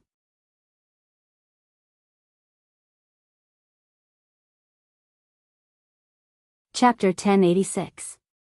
A little magic trick? Do the youngsters nowadays all have this kind of temperament? Death Shaman had lived for a long time and was used to flaunting his seniority. He was too lazy to beat around the bush, so he spoke more and more bluntly. No one in the room responded immediately. Almost 5 seconds passed before Constance, who had been silent all this while, spoke. The spatial distortion layers are almost perfect. Just almost. Star Shaman subconsciously retorted. His eyebrows were furrowed, and his pale face was nearly transparent. A layer of faint, illusory light circulated within it. It looked like he was staring at the projection on the screen, but he was actually releasing his mental senses to observe the situation. The upper layer has been swallowed up, allowing the lower layer to be lifted up. No, it's directly squeezed together. Then there's the open spatial fault. The connection with the local spacetime is very subtle. Conventional experience was practically meaningless when it came to spatial shifts. Star Shaman's ability to say these things proved that his insight and knowledge were top-notch. Plus, he really did find some flaws. Fortunately, the light was bright. Otherwise, the curtain wall behind us would have been warped long ago. Indeed, it was as Star Shaman said. There was a clear distortion in the material and shadow structure behind the overlapping booth. This was the result of the spatial fault of the newly opened and temporarily swallowed upper layer of the booth. It was the result of mutual interference with the squeezed and distorted local spacetime. And the flaw he was referring to was actually nitpicking. The visual effect was even more astonishing. No matter what, a design was just a design. The execution was the most important thing. A partial distortion of local spacetime, combined with the concealment of the spatial fault. It's almost a dazzling display. Who else could do such a thing now? Ouyang Chen? Apollon? And Connie? The people Abner pointed out were all famous spatial masters of the inner world. They all possessed the ability to construct spatial distortions and shifts. Among them was Constance, who was next to him. "I need time." Constance was very calm. "Also, if it's just a temporary confusion without considering the consequences, Robbie can do it as well. He can even do it better." "That clown." Abner furrowed his brows just thinking about it. However, thinking of so many possibilities, he more or less weakened the shock brought by Luo Nan's magic. In addition, he also remembered that the information stated that Luo Nan had gone to the booth to use his methods as soon as he arrived on the jadeite light. There had been 5 to 6 hours in between. Luo Nan should have made preparations in advance. Abner tried to calm himself down, but he noticed that the star shaman was staring at him. This display of extraordinary power and the corresponding force of pushing the wall is a little difficult to explain. "It's okay. It's just an understatement." Abner described it in a very Eastern way with a smile. The star shaman sneered. Combining Abner's and Necromancer's evaluations together, it might be closer to reality. But when it came to Luo Nan himself, he was in the middle of the situation. He really wasn't too clear on what kind of mentality he was in. He just stood in front of the stage, letting himself become the focal point of everyone's gazes. He also evaluated the present situation and the effects he needed to achieve in the future. Luo Nan's earlier greeting wasn't completely effective. There was still some chaos in the auction house. In addition to the auditory noise created by the participants' shock and bewilderment, there was also visual interference. Standing closest to the front was Kawahara Machiko and Kawaguchi Jun, who was sitting on the ground. This was fine, but behind them were the stupefied researchers led by Song Kansas. There were also the backstage staff. It was a bit of a mess. Especially since they were in the cracks of the steel structure. Luo Nan had to be careful not to step on their heads as he walked back and forth on the stage. It was a fly in the ointment. If he had known earlier, he would have sucked them into the spatial fault. Luo Nan was a bit moved by his lack of experience. Then he signaled with his eyes. The target of his gaze was obviously Kawahara Machiko, who was closest to him. Her status was also relatively suitable. Kawahara Machiko was startled for a moment. She looked at Luo Nan again. Though no words were exchanged, she actually understood Luo Nan's intentions. She gave a slight bow and bypassed Kawaguchi Jun, the on-site supervisor. Luo Nan issued an order to the backstage staff, telling these people who seemed to have fallen into a dream to quickly withdraw and bring along those researchers. Where could they retreat to at this time? The people on this side of the stage could see the warped state of the area behind them. In fact, their colleagues on that side weren't brought up at all. Perhaps they were left on the lower level, or perhaps they were swallowed. This wasn't a problem they had to consider. They could only withdraw in the direction of the emergency passageway of the auction house under Kawahara Machiko's command. Song Kan originally wanted to struggle a bit, but he looked at Luo Nan's back and lost his courage in the end. There were 20 to 30 people and some equipment. It would be quite a scene to withdraw. Even if they were to leave through the emergency passageway, they would still have to pass through the area where the participants were.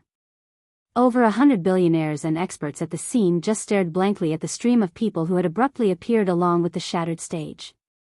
They passed by them. Suddenly, someone in the front row reached out and grabbed the corner of a staff member's clothes. He really grabbed it. The clamor within the auction house suddenly rose to a new level. After all, there were some people in the auction house who were still stuck within the scope of daily experience. They confused the spectacle before their eyes with the advanced visual technology of the modern world. They were surprised, but they didn't feel the impact of breaking common sense. But in the instant the corner of their clothes was grabbed, the boundary between reality and unreality was completely broken. The buzzing noise suddenly became chaotic and even sharp. Many people needed to adjust and adapt. Luo Nan saw all of this with his eyes, and his train of thought became even clearer. Sure enough, AR and VR technology were all the rage in the modern world. The more one saw the visual impact, the more likely it was that they would overlook key things. His methods were a bit more straightforward when faced with this kind of situation. Luo Nan didn't control the scene for the time being. He allowed the clamor to continue, and he had ample time to make better preparations. For example, he took out the suitcase with the notebook and drawing materials from the spatial fault. He let the notebook return to its original position, the exact same position as shown on the catalog of the auction items. In addition, he also had to admit that as the upper stage was moved away, the original stage was hastily replaced, and the large screen behind it was gone. The holographic projection equipment that was originally designed below was removed, and the chaos of overlapping space was behind it. Not to mention the visual effect, the subsequent presentation would also require some effort. Luo Nan looked at the suitcase. It was stuffed to the brim with black cloth. It was what Blood Demon called the secret deed book, and he had a new idea. He did it as soon as he thought of it. He snapped his fingers, and the secret deed book in the suitcase soared up like a living dragon. They connected and pounced onto the chaotic background curtain wall behind the stage. They twisted and unfolded, blocking it. How many secret deeds were there in total in a small suitcase? It was impossible to cover the area behind the stage no matter what. In fact, Luo Nan only used them to cover a single corner, and they were basically all used up. However, this unique drawing material, known to be handmade by High Lord's secret deed, naturally had its own mystical aspects. Under the catalysis of Luo Nan's telepathic thoughts, the dark color of the book actually permeated to the two sides of the diagonal. Actually, this was the result of the special structural rules of the secret deed book spreading outwards. The surrounding dark chaos that Luo Nan had mobilized mixed together with the book. They resonated with each other, and in the span of a few breaths, the curtain wall behind the stage was completely dyed black. Luo Nan wiped it with his telepathic thoughts and nodded. This blackboard was fine, but why did it seem more and more like magic? He shook his head and laughed to himself. He didn't say much. He picked up a paintbrush that was congealed from a special powder and simply crushed the tip of the brush, causing it to return to its powdery state. Then he condensed his telepathic thoughts, forming a brush in the void, and began to paint. H4, a type organic powder, followed Luo Nan's telepathic thoughts to form the most flexible of brush strokes. It could be traced, it could be hooked, and it could be brushed. In the blink of an eye, a diagram was laid out. There seemed to be fine sparks of electricity flickering within, giving off a bit of a laser engraving effect. Practically no one in the audience understood what Luo Nan was trying to do in the end. But humans were visual creatures in the end. The image was clear, and their imaginations came naturally. The first thing that appeared before their eyes was a world map. It was the Pacific Ocean version. Whether or not it was accurate was another matter. In short, it had the same meaning. It even took into account the curvature of the Earth's surface. It vaguely displayed a rather three-dimensional feeling, and it had the effect of slowly rotating from left to right, and from west to east. Such a drawing method required parts of the diagram to be born and destroyed, to be similar and to be continuous. There was probably no other artist in the world who had such quick hands aside from Luo Nan. Luo Nan didn't use his hands. He used his soul strength to interfere with reality, which was why he had such ability. The outline of the map was formed. Luo Nan was in the north-central region of the Pacific Ocean, slightly to the right of the 180th meridian. He drew a small circle, clearly marking the current location of the participants present. Then he pulled out an extremely direct line from the marked circle. It still followed the curvature of the Earth. It was like a newly planned route, pointing straight to the south-central plateau region of the old continent. Luo Nan drew another circle there, and then the line powder gathered together. The world map that had just formed was erased in an instant. Then it reorganized and divided, forming a new outline. Soon, one could see that this was the rough topography of the area, and it was still in the process of being refined. This gave off a bit of the flavor of a sand painting. Sure enough, big hands were capricious. Can't you just use a projection? Death Witch spat. This time no one responded. This was because everyone, including Death Witch, thought of a problem. Luo Nan had a very detailed grasp of that part of the world. Abner glanced at Romanus, and Romanus understood tacitly.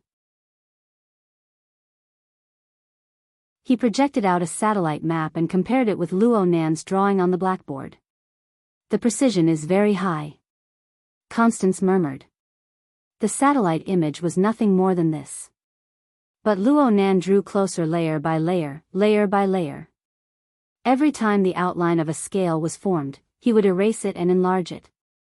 It was reasonable to say that he had drawn it in accordance with the satellite image. But the choice was appropriate, and the application was ingenious. It wasn't a simple transfer. Instead, it was a true understanding in the heart, and it was a representation of the outside world. This was a human method, not a mechanical reproduction. Just like this, the scale of Luo Nan's version of the map was enlarged all the way to around 1/500. It actually continued to be enlarged. At this scale, the larger community could no longer fit within his field of vision. But during the process of the image's manifestation, even if Luo Nan didn't say a word, everyone was certain that there was a clear focal point under his pen, and it was constantly drawing closer. Luo Nan used an extremely simple yet miraculous drawing technique to create a vivid and lifelike situation. It was as if he had brought the people of the auction house aboard a passenger plane. The plane was rapidly descending, heading straight towards the depths of the desolate and uninhabited wilderness. Rationally, the extraordinaries were convinced that this wasn't a simple problem of drawing technique. It also involved Luo Nan's guidance on the mental plane. The people at the scene weren't the only ones affected. They were affected as well. They all sensed a certain directivity. This was a hypnotic guidance structure. It was very likely that one would fall for it just by looking at it. This was a function that ordinary projections didn't possess, no matter what. Looking at it this way, Luo Nan's insistence on drawing could be explained. Finally, Luo Nan's drawing of the image was fixed at a certain scale. Right now it was practically 1:1. From the perspective of the audience, they were just a bit further away. They were looking at a shore from a distant position. It was like the edge of some lake. That's right. Luo Nan's drawing of the image gave more and more details to support it. The ripples of the water were calm and slightly hazy, the towering mountains in the distance, the dark clouds in the sky, and the wild animals that came here to forage for food and water. There were even some species that possessed clear mutant characteristics. All of them decorated the surroundings. Luo Nan's sketching technique was displayed to the fullest in this moment. Though it was a simple drawing, it was extremely charming. The viewer just needed to have a bit of imagination to have the feeling of being immersed in the scene. Some people thought that they should be at the center of the lake according to this point of view. This was a bit like virtual reality. Luo Nan didn't even need to say anything at this time. The vast majority of people could guess that the location of the laboratory that was bound to the auction equipment was at a certain location in this wasteland. Actually, many people had already gotten wind of this beforehand. But with Luo Nan's drawing, it really seemed like the next step was the opening scene of the laboratory's door. There were already people who began to secretly memorize the various details displayed in the drawing. Some people simply took pictures, preparing to borrow some supercomputer resources to quickly restore and compare. They wanted to seize the initiative and give it a try. There must be a second to everything. One person takes the lead, and the crowd follows blindly. Even though everyone knew very well that Luo Nan didn't have any reason to easily reveal the location of the laboratory to the public in this manner, they couldn't stop someone from setting an example. Soon, all sorts of lights flashed behind Luo Nan, who was engrossed in drawing. The amount of data transmitted in the venue and the surroundings increased dramatically. This level of concentration is what I need. Luo Nan evaluated. Under the control of his telepathic thoughts, the scene on the curtain wall maintained a seemingly ordinary yet extremely extravagant dynamic effect. Though the mountains didn't move and the water didn't move, the wild animals that drank water by the lakeshore displayed rich details of their activities. Especially the considerable number of wild donkeys by the lakeshore. They swarmed endlessly and slowly moved along the lakeshore, gradually revealing new details that were obscured by their figures. Luo Nan turned around at this time.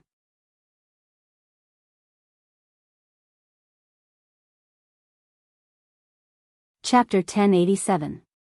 The flashing lights shone on Luo Nan's face, reflecting a strange luster. Those who knew the inside story understood that this was the trace of a water vapor fake.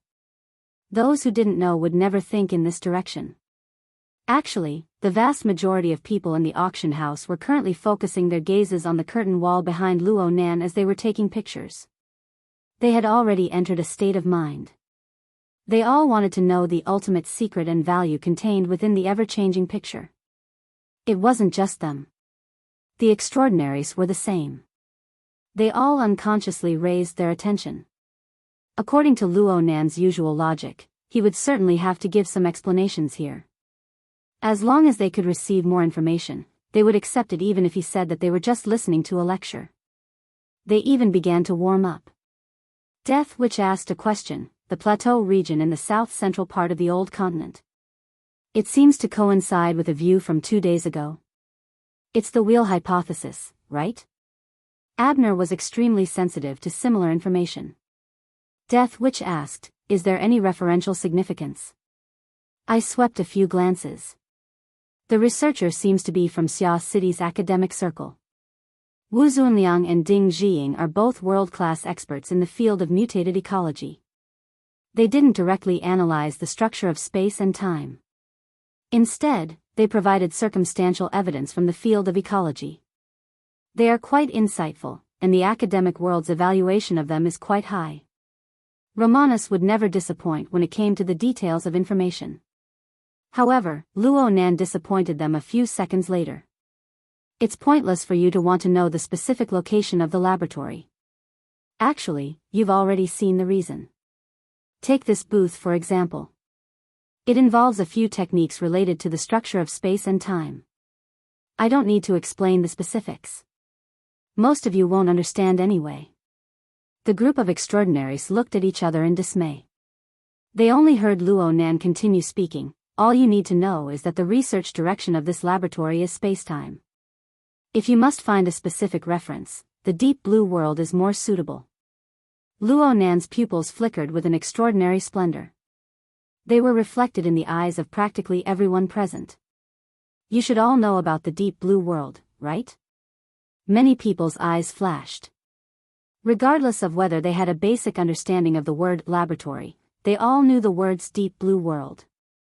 There was no need to mention the meaning and value it represented. Luo Nan turned his hand and pointed behind him. The founders of the laboratory are also searching for another deep blue world over here. At the very least, I believe that there is an extremely high possibility that there is a new plane similar to the deep blue world. Perhaps it is a complete land of resources and treasures. Perhaps it is a shattered wreckage. But there is certainly such a plane. This is because you can see traces of 2 areas of space and time coming into contact and colliding over there. As he looked at the noisy scene in the auction hall, Star Shaman suddenly let out a chuckle and pursed his lips. He has ulterior motives. Of course, these extraordinaries from headquarters knew the inside story. They were even more aware that the 70 format laboratory itself was admittedly a research topic related to spacetime. However, it was still quite a distance away from a major discovery like the deep blue world. Of course, if Luo Nan himself knew the information, then it would be a completely different matter. The problem was that Luo Nan had omitted a very crucial element. He only used the simplest of analogies to crudely provoke the emotions and greedy thoughts of the bidders. The facts were very clear, but the motive was very subtle. Was Luo Nan doing what the enemy wanted to do ahead of time, leaving the enemy with nothing to do? Regardless of what the bystanders thought, Luo Nan was currently smiling on the stage. It looks like everyone is quite familiar with the deep blue world. I'll take the liberty to ask, but how many of you in the auction hall and from all over the world have invested in the deep blue world? It seems like a lot of people have. How much is the annual profit? The attendees below the stage really didn't know how to respond to Luo Nan's awkward chatter. In addition, Luo Nan gave them a serious feeling of unease. The pressure continued to rise. Some people's minds began to calm down from the temptation of the new plane.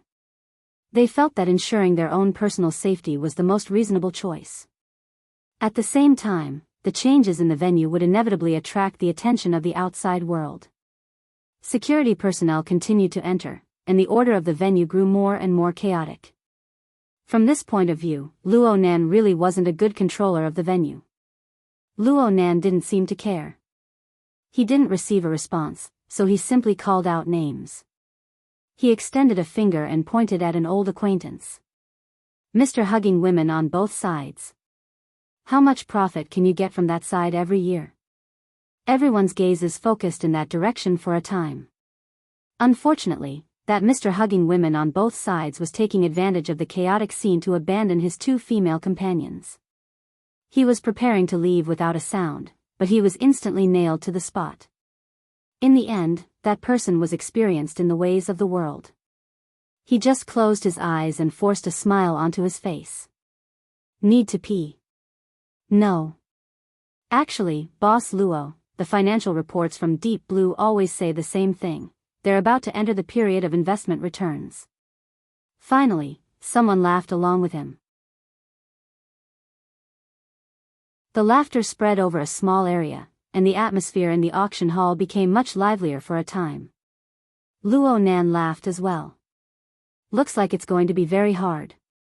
But this makes me even more curious. Why is it that everyone in the Deep Blue world is able to develop it in an orderly manner, regardless of whether there are any profits or not? But when it comes to my side, there's no sign of anything yet, and there are already people stirring up trouble everywhere? The air in the auction hall suddenly turned cold. Luo Nan was no longer smiling.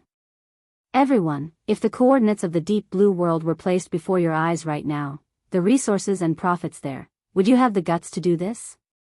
Would you be this proactive? Would you do this without Li Wei's permission? Oh, there are many among you who don't know him. There are also many who have come to support us. Forgive me for opening fire, but who told us to be in a capitalistic society? Everyone, how many of you don't have shares in Quantum Corporation, LCRF, Deep Blue, and the Apocalypse Project? These things have really given me quite a bit of trouble recently. Speaking of which, this is the driving force formed by the aggregation and circulation of capital under everyone's name. Sophistry. However, this appearance is the type that I admire. Blood Demon cackled loudly in the room. He applauded and applauded. That's right, these guys. What's the point of beating around the bush? Just directly slap them. The results will be the best. Zhang Yingying, who normally loved this sort of lively scene, found it a bit difficult to laugh. She shot a glance at Blood Demon and ridiculed him to herself. You're probably happy because he's pushing down the wall in a refreshing manner. It's true that Luo Nan's appearance is very refreshing, but how are we going to deal with the negative effects that follow? Don't look at the multimillionaires in the venue. They were bewildered and uneasy in front of Luo Nan. It was unknown how many people would feel resentment as long as Luo Nan made it through tonight. Not to mention the people who were watching the live broadcast from all over the world. In a certain sense, those who didn't come to participate were the true big shots. Perhaps the retaliation from that side would arrive before the auction was over. Zhang Yingying felt uneasy in her heart. She looked at Her Majesty Empress Wu. Her Majesty Empress Wu was no longer reading the Buddhist scriptures, nor was she looking at the situation of the venue on the large screen. She was a bit lost in her thoughts. Her gaze was directed at the cabin wall to the side. It was as if she wanted to see through these obstacles and see something. These were just Zhang Yingying's guesses. Then, Luo Nan's words and actions made her cry out in surprise. Frankly speaking, I really admire the driving force of capital. The simple word of benefit is able to move a fellow far more powerful and troublesome than everyone here. Luo Nan didn't turn his head. He just pointed his thumb backward and pointed at the curtain wall. Figures formed where Luo Nan pointed. The first figure was a person Zhang Yingying was very familiar with, the Horned Demon. Zhang Yingying knew of Luo Nan's writing skills, but she didn't know why Luo Nan had drawn the image of the Horned Demon in such detail.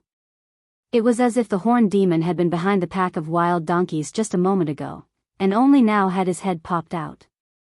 Even though it was a simple sketch, one could see that the horned demon's clothes were tattered and barely covered his body. He was like a beggar squatting by the lakeside in a daze. She didn't have the chance to organize her thoughts before she heard Luo Nan say, "This is the fellow who makes decisions for me. Without him, there's a high probability that I wouldn't have intersected with everyone here. Yes, I'll say it again. He doesn't have my authorization. At least, he didn't in the past." Before anyone could figure out what Luo Nan meant, two more figures appeared one after the other. They were at the very edge of the curtain wall, one on each side. They felt a bit alienated from the main body of the painting, as if they were a bit disjointed. But it was unknown how many people's expressions changed when they saw their appearances clearly. This was especially true for the ability users of the inner world, including the extraordinaries. Of course, they knew who they were. Gong Qi and Jin Tong. The reason why they paled in fright was because of the timing of the appearance of the figures. But more importantly, the situation that was presented was extremely treacherous. It was different from the settings of the horned demons, which were close to the plateau environment. It was completely different from the appearance that everyone was used to. The impression of the people of the inner world was that Gong Qi was normally shrewd, ruthless, and gloomy. He rarely showed his emotions. But what was presented in the painting was his hair and beard standing on end. He had a malevolent expression as he flew forward to attack. As for Jin Tong, he still had a golden band around his forehead. He had a light and fierce appearance. However, he punched forward with a dense killing intent. His mouth cracked open in laughter. It was as if he had killed a powerful enemy. It was as if he had gone insane. This was absolutely not an ordinary scene, nor was it a deliberate ugliness. Anyone with a clear understanding of the situation could tell at a glance that this was the appearance of someone who had reached the pinnacle and was on the verge of decline. If one were to combine reality and consider things a bit more meticulously, it could be said that this was the final moment before death. Yet it was vivid and lifelike. His mind was connected. It was as if he would pounce out from the curtain wall in the next moment and die once more in front of them. Outside the venue, there was silence in a room filled with extraordinaires. The air they exhaled seemed to be wrapped in a cold air. No one expressed their opinion. Even the transcendent death shaman remained silent. At some point in time, everyone's gazes were focused on Abner's face. The latter covered the lower half of his face with one hand, revealing only his tightly furrowed brows. He looked like he was in deep thought. His sustainable and calm breathing, his gradually relaxing shoulder and neck muscles. All these details were enough to explain many things. With Abner's abilities, it was naturally not a problem for him to conceal it. However, his status and habits over the years made it meaningless to control such details. The star shaman and Constance looked at each other. They did not respond. In the end, it was the death shaman who sneered faintly on the mental level. In the auction hall, the people's reactions were a little slow. Among the participants, there were those who could recognize all three metahumans. There were also those who knew one or two of them. There were also those who did not know them at all. However, humans were high-level animals that could communicate. They could always fill in some of the truth through the flow of information. The noisy sound waves of the venue, as well as the dense interweaving of electromagnetic signals, were the carrier and representation of information transmission. In comparison, Kawahara Machiko, who stood to the side of the stage, had become an isolated island of information due to her awkward situation. There was no hope for communication, but this kind of loneliness could stimulate her thoughts. She was a bit absent-minded. She wanted to seize the opportunity to leave, but she felt that she might miss an opportunity to save herself. In the end, she looked at Luo Nan. She looked at this young expert who had warped her fate.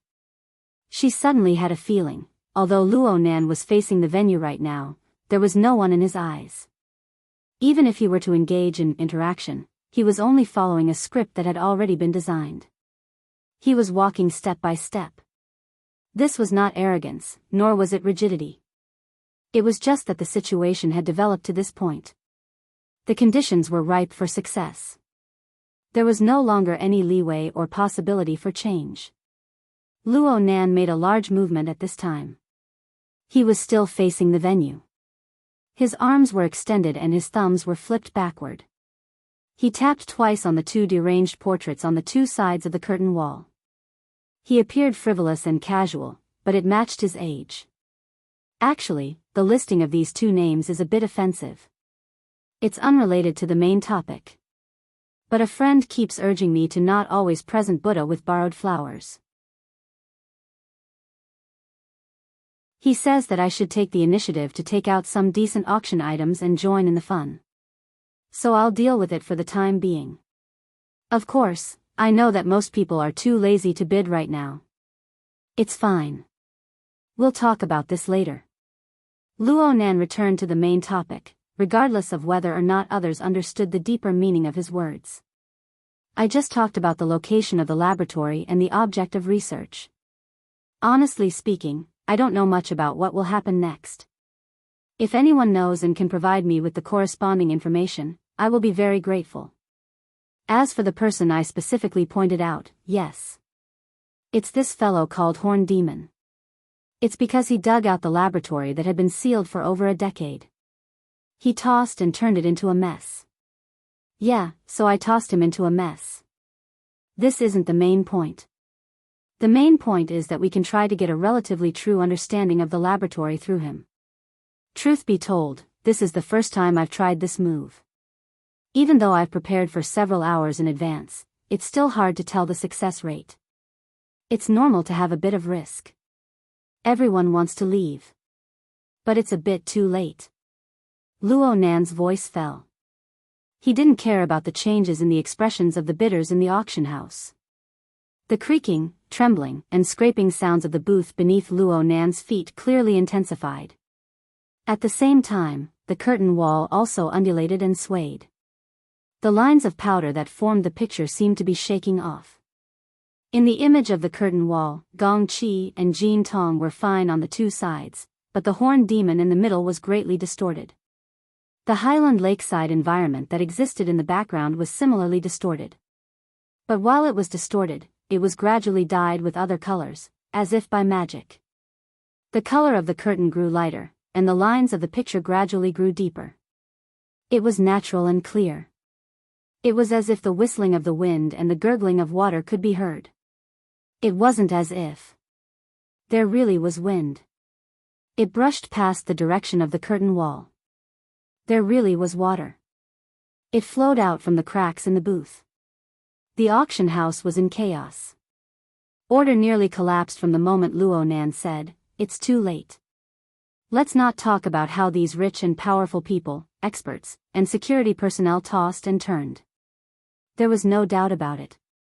The cool wind that carried the smell of grass in the wasteland and the running water that suddenly reached their ankles had already made contact with each and every one of them. Cries of alarm rang out without end. Some people even yelled at Luo Nan, telling him not to go too far with his jokes. In fact, there were still people in the auction house who felt that this was very likely a kind of load-free virtual environment, brought about by some sort of brilliant technology. But no matter what they thought, this experience, which was formed from real or fake sensations, was this. It was as if people were sitting in a large boat that was already leaking water. They were sailing toward the lake shore that was depicted, displayed, and warped by the curtain wall. Right in front of them was the Horned Demon. He stared blankly at the boat as it sailed over. He suddenly laughed inexplicably. The corner of his mouth split open all the way to the back, all the way to the area behind his ears that couldn't be seen. Just like that, his cheeks were torn apart, his head was torn apart, and at the same time, his entire body was torn into pieces. The screams grew louder, but the scene before their eyes didn't change according to the people's will. The Horned Demon's body was torn apart. But fine sparks of electricity leaped between every torn piece of flesh, bone, and internal organs. Yes, it was just like how Luo Nan's pen moved. The sparks of electricity weaved and crisscrossed densely within the empty areas of the shattered limbs. It formed a faint door curtain shape. In this way, a bewitching door was formed on the shore with flesh and bones as a support. The magneto-electric sparks formed a curtain. People moved toward this door. They could practically smell the stench of flesh and blood being torn apart. They got closer and closer to the densely woven sparks of electricity. Later on, the sparks of electricity leaped about to penetrate into their hearts and lungs. They pulled out the same components and fused them inside. Then, would their bodies be the same? Would they soon become the same as the horned demon?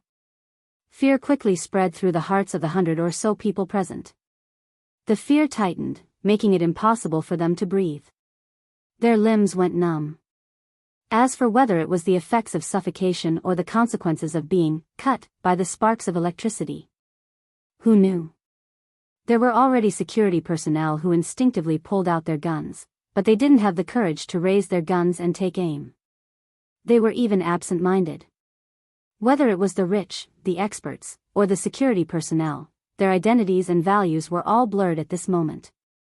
They were just helpless passengers on a broken ship that was about to sink. The ship was clearly about to reach the shore, but what they faced was an even more unknown and inexplicable terror. As the body of the ship moved forward, the door curtain, of interweaving sparks of electricity and fire on the bewitching door gradually split open from the center. It was hard to see the original shape of the horned demon as it opened and closed. Instead, a pitch-black background that was completely different from the scene at the lakeside of the wasteland was gradually revealed within the hollow of the skeleton. Luo Nan snapped his fingers and the curtain wall, that had no sense of existence, shook violently once more. This time, the powder on the surface really did rustle and fall. A large area of the central region was shattered into pieces. Then it turned into a large amount of dust particles and transformed into a whistling sandstorm within the pitch-black background.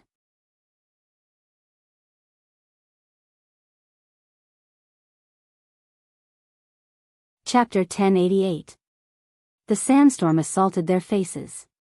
Right now, no one felt that this was a simple painting, and this was indeed not the case. A sandstorm was a more accurate description of an objective image, but the results of people perceiving the outside world were more or less different. Especially when the swirling grains of sand passed through the magnetic gate of flesh and bones to make direct contact with the outside world. Everything before everyone's eyes became pitted and incomplete. The wasteland lakeside, which had just been dyed in color and was approaching reality, suddenly became riddled with holes. Moreover, it had nothing to do with the impression that people were used to. These holes were the remnants left behind by the piercing and annihilation of the void. This scene was really hard to describe, and it exceeded the scope of most people's experience. In comparison, the wild donkeys that stopped by the lakeside had a more straightforward end. The change in the void covered the front of the lakeside, and this group of unlucky fellows was in this region. Countless bloody holes were gouged into the bodies of several dozen vigorous wild donkeys in a practically unconscious state. They didn't even manage to let out a few blood-curdling screams. There were even some who continued to move forward in a daze. They approached the lakeside and lowered their heads to drink water. And it was during this process that their flesh and blood split under the effects of the deep distortion. Their bodies collapsed, and they smashed into the water, creating a spray of blood and filthy water. This scene happened in front of the 100 or so rich people, experts, and security personnel that were forced to board the ship. They were really close now. The splattered flesh and blood mixed with the strong wind and salty water to form a wave of turbid dark mist. It assaulted the faces of the people in the front row. It was impossible to raise the screams any higher. Instead, some people fainted straight away, bringing with them tables, chairs, and cutlery. They smashed into the muddy waters of the lake. Yes, the broken ship had basically reached the shore. The exterior of the giant ship exhibition hall had completely turned into nothingness. The natural color of the sky had replaced the glorious lights of the venue. The distance between the central southern plateau of the old continent and the location of the Jade Light exceeded 12,000 kilometers. There was a time difference of 6 to 7 hours. It was only 2 or 3 o'clock in the afternoon here. Even though the sky was covered with dark clouds, it was still daytime. Luo Nan's figure appeared somewhat illusory and transparent under the light of the sky. At this moment, he was in the void region filled with craters and distortions. He was also beside the blood-stained lake shore. In fact, the most accurate location was the entrance to the dark world where the sandstorm was rolling. He was in front of the demonic door that was made of flesh and bones and constructed of magnetism, electricity, and fire. The door was still expanding, and light gradually entered. Or perhaps the original radiance seeped out from within, building a new curtain wall for Luo Nan. Moreover, it gradually deepened, possessing a clearer sense of space. It was precisely because of these lights that they formed a spatial cross-section in their field of vision, allowing people to see that the equipment on the original booth had already been moved in, and it seemed to have been properly arranged. This was indeed the most suitable area to place the equipment, and it was a more suitable scene than the auction booth. It was just that the situation was so urgent that most people wouldn't care about these details at all. All they knew was that although the broken ship had reached the shore, it was still moving forward and was no longer riding the current. In fact, it had never been, not at all. Only God knew how they got here and how they would continue. They didn't even know if they had crashed into it, or if the other side was pressing over. All they knew was that if this continued, this group of people would crash into the terrifying sandstorm behind the gate of magnetism and light. They would end up like a herd of wild donkeys strewn with corpses, or they would become rotten flesh mixed with the ripples of water and mud. "Stop the car! Stop the car!" Someone screamed. "Apologies. There's a bit of an unexpected situation." Luo Nan, the driver, finally revealed his considerate side. He revealed a smile. The degree of sealing here was barely acceptable in the past, but it's like this now. It's mostly due to the effects of the aftermath of the recent battle. But then again, isn't it more intuitive now? In the eyes of the participants who had already logged in, Luo Nan's incorporeal shadow had an expression that became even more blurry. It was as if he was a remote projection of an outsider. Let's not talk about whether it was intuitive or not. This situation was far too king ironic.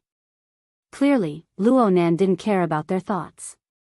He stood in the center of the brand new, live booth, and was instead in the mood to talk. You can think of the situation behind the door as the collision of two spacetime. The laboratory is located at a certain point of the collision of spacetime. The specific direction of research is naturally what kind of spacetime structure is on the other side, as well as the problem of the spacetime structure itself. What was ejected just now was a spacetime fragment caused by a collision or some other reason. It's fine as long as everyone has an impression of it. This is a very important place. I'm just asking everyone to take a look. If I were to really send you in, it would likely cause an even greater disturbance in spacetime. I really can't bear to do it. Luo Nan's words made a few people relax. And at this time, the demonic gate behind Luo Nan had clearly expanded to its limits. It began to slowly retract, and the extent was quite large.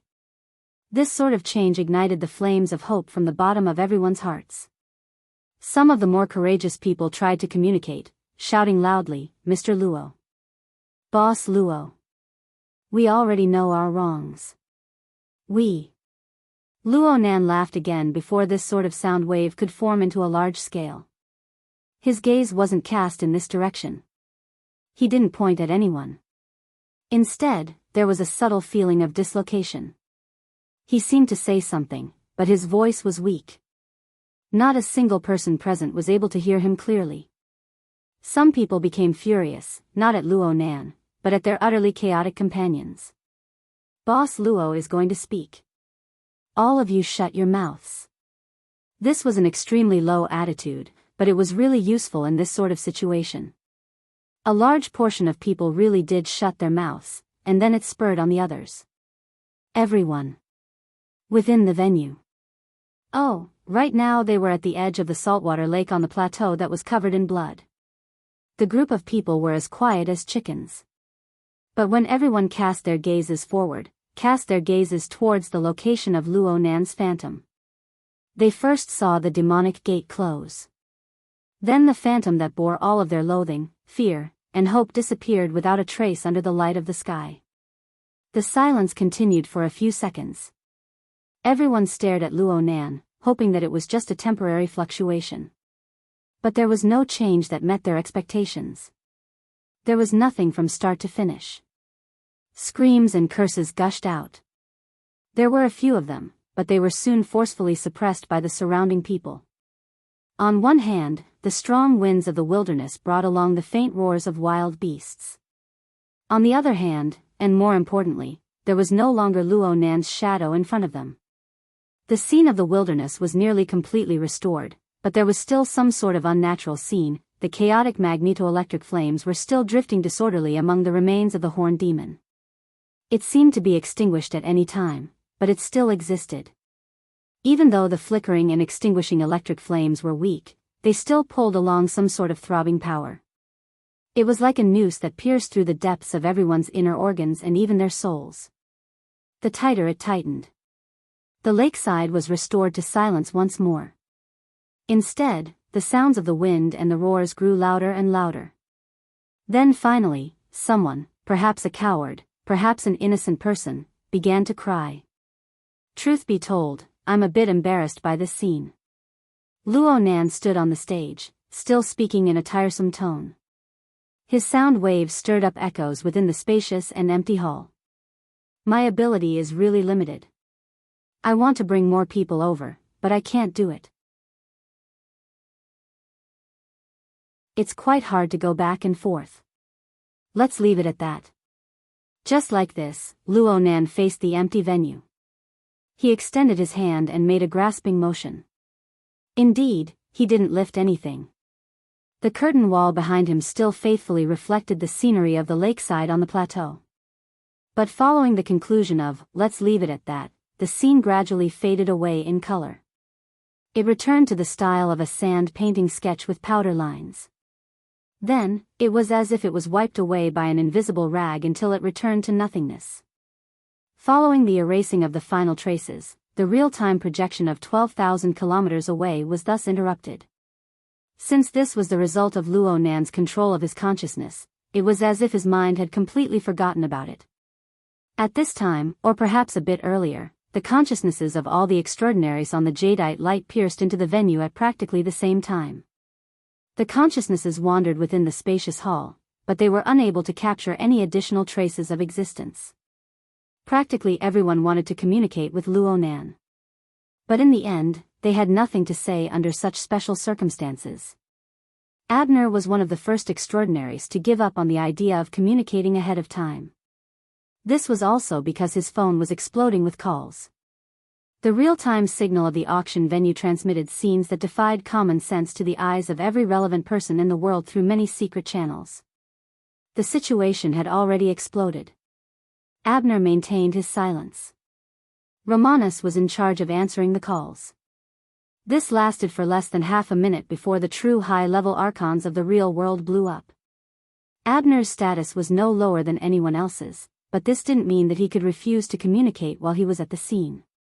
It wasn't just Abner.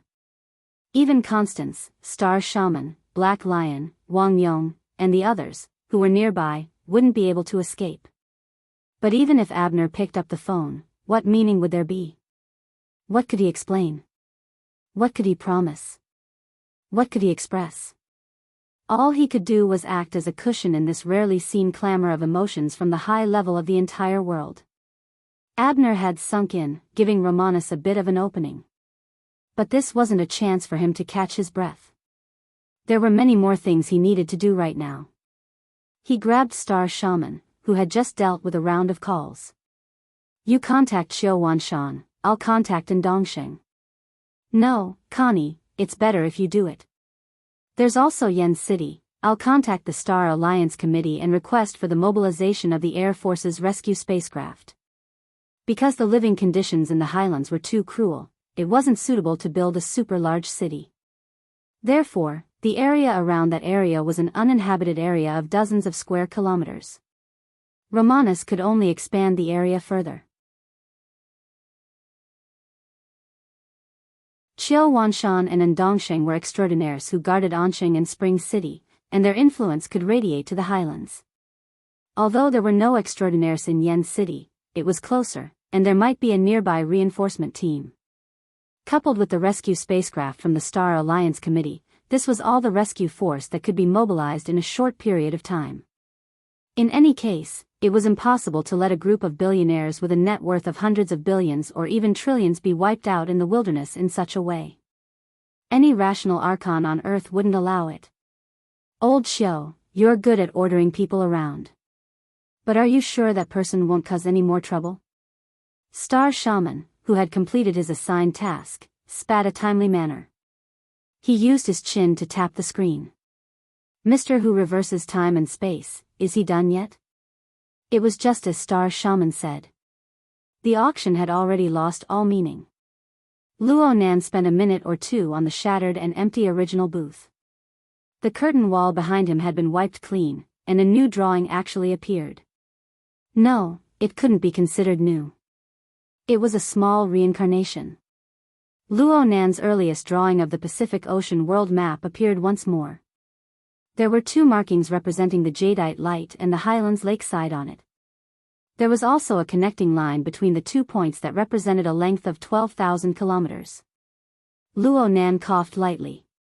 He faced the empty venue, and of course, there were still those diligent and conscientious working cameras. Thanks to modern technology, he didn't need any live cameras. He could just make do with a rock arm. He clearly wanted to say something, but who was he talking to? In a few breaths of time, new markings were added to the world map. There were many more this time. Anyone who had a slight understanding of modern world geography would immediately know that the vast majority of the markings were distributed in various major cities. Some had only one, some had 2 or 3, some had 4 or 5. The ones with more markings were squeezed together due to the small scale. If one were to think about the meaning behind it, it would be enough to make many people change their expressions in shock. Abner cut off the connection to an archon. His gaze swept across the markings. He ignored the markings that were gathered in various major cities. In the end, his gaze locked onto the ocean region far away from the cities and even the continents. Is Mao Xingye in T-City?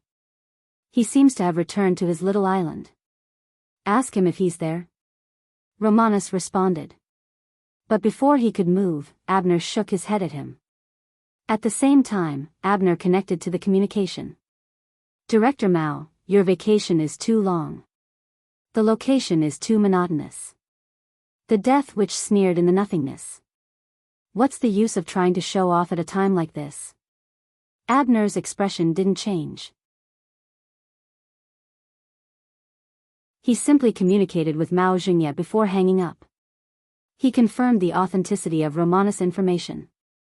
He went back at noon today. He's been watching the live broadcast. The room entered a deathly silence once more. Speaking of which, Luo Nan's water vapor body was becoming more and more blurry and transparent under the high light. It made people understand that the method of distorting the distance between space and time must have consumed a considerable amount of energy. But so what? It was impossible to surpass the North Sea with Mount Tai. There was a fundamental difference. He faced the camera and used a casual attitude to organize his words. He said, "Thank you to everyone who is still paying attention. Everyone is quite scattered. But thanks to modern technology, I can communicate with you without any hindrance. There's no need to say too much under the current circumstances. But I've thought before, you guys are experts in making money from doing business. I'm more proficient in reversing space and time. The problem is that the two fields are too far apart. It's hard to avoid the fatigue of talking like chickens and ducks. So, some words need to be said in order to avoid misjudgments and to avoid playing dumb. Of course, it would be even better if I could find a resonance point. I think I've already found one. Everyone in the world pursues life and avoids death. I'm the same. What's different is that it's not as convenient for me to do things when everyone else does things. That's all." Luo Nan bowed towards the camera. He truly completed a middle school style speech. Another second passed and the world map on the curtain wall was erased. Luo Nan's water vapor body was erased as well. There really was not a single person left in the venue. The live broadcast equipment was still working cautiously. But all it faced and transmitted was emptiness. The emptiness was rapidly expanding and spreading. It was a malevolent power that was unavoidable.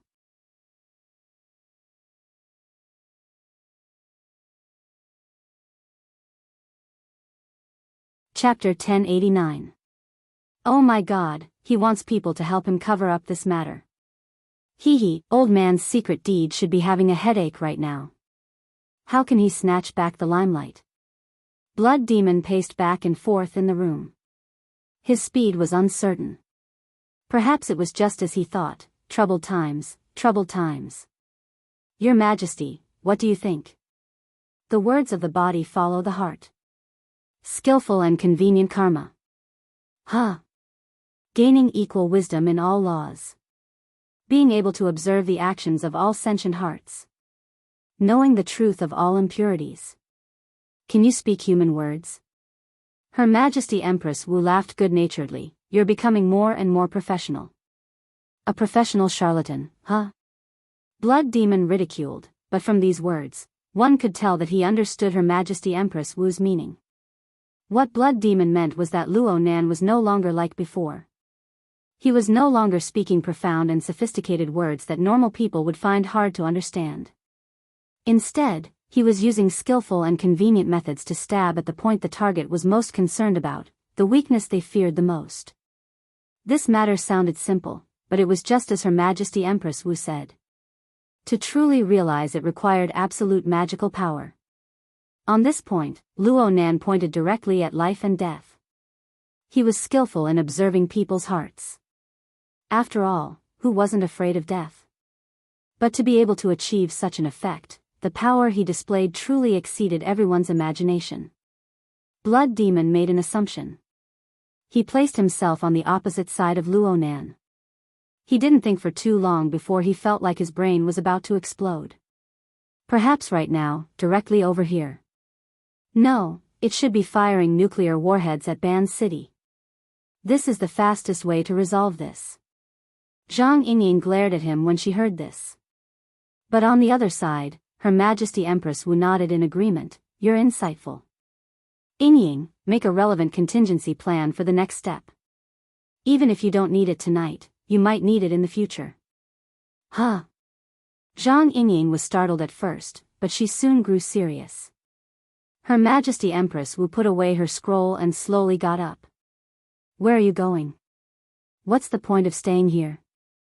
Her Majesty Empress Wu's gaze swept across the image of the empty scene. Then she left. Hey, Your Majesty, hold on. I have something to discuss. I have something to discuss with you. The Blood Demon puppet chased after them, but it suddenly turned around and grinned at Meng Chong, who was standing aside quietly. Hey, when the core is tied up, everybody has to test the periphery in the corners. Are you the core or the periphery? Have you figured it out yet? Meng Chong's expression was solemn as he bowed to the Blood Demon to express his gratitude. Let's not talk about whether or not this analogy was appropriate, but the reminder was very timely. The most important thing was for the relevant parties to promptly discuss their contingency plans and make a response when Luo Nan was stirring up such a storm. Her Majesty Empress Wu and Blood Demon went out one after the other.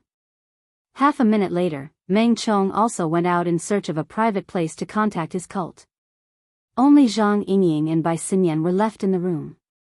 The latter was still hugging Zhang Yingying. Their cheeks were touching each other's shoulders, and it seemed like they were still tipsy. Nuclear bomb. Zhang Yingying frowned. She considered both the contingency plan and the actual possibility and threat. Bai Xinyan said softly, the Blood Demon is exaggerating. Right, I think so too. In reality, with the hundreds and thousands of weapons in this era, if you really want to get rid of an extraordinary, there are relatively more economical methods. For example, you can go from destroying a city to destroying a city district. If you put it this way, doesn't it suddenly become easier to accept? Screw you. Even the boss won't be able to protect you if you keep courting death. Bai Xinyan laughed softly. Her warm and moist breath sprayed onto Zhang Yingying's neck. Actually, if we start from this line of thought, the two of the Order of Amaterasu don't really want to turn the experimental fields of Ban City into a sea of fire. However, if it's just abandoning a trade zone far away on Beishan Lake, they can still do it. After all, this is the best opportunity in the short term. Of course, they need to have the awareness to pull chestnuts out of the fire for others. I'm curious right now. Do the true gods and the Pope have the awareness to contribute to the capitalists of the world who tremble with fear? Those capitalists don't have the qualifications. But from a different perspective, from a different person, do they have the qualifications? Zhang Yingying's body stiffened when she heard Bai Xinyan's words.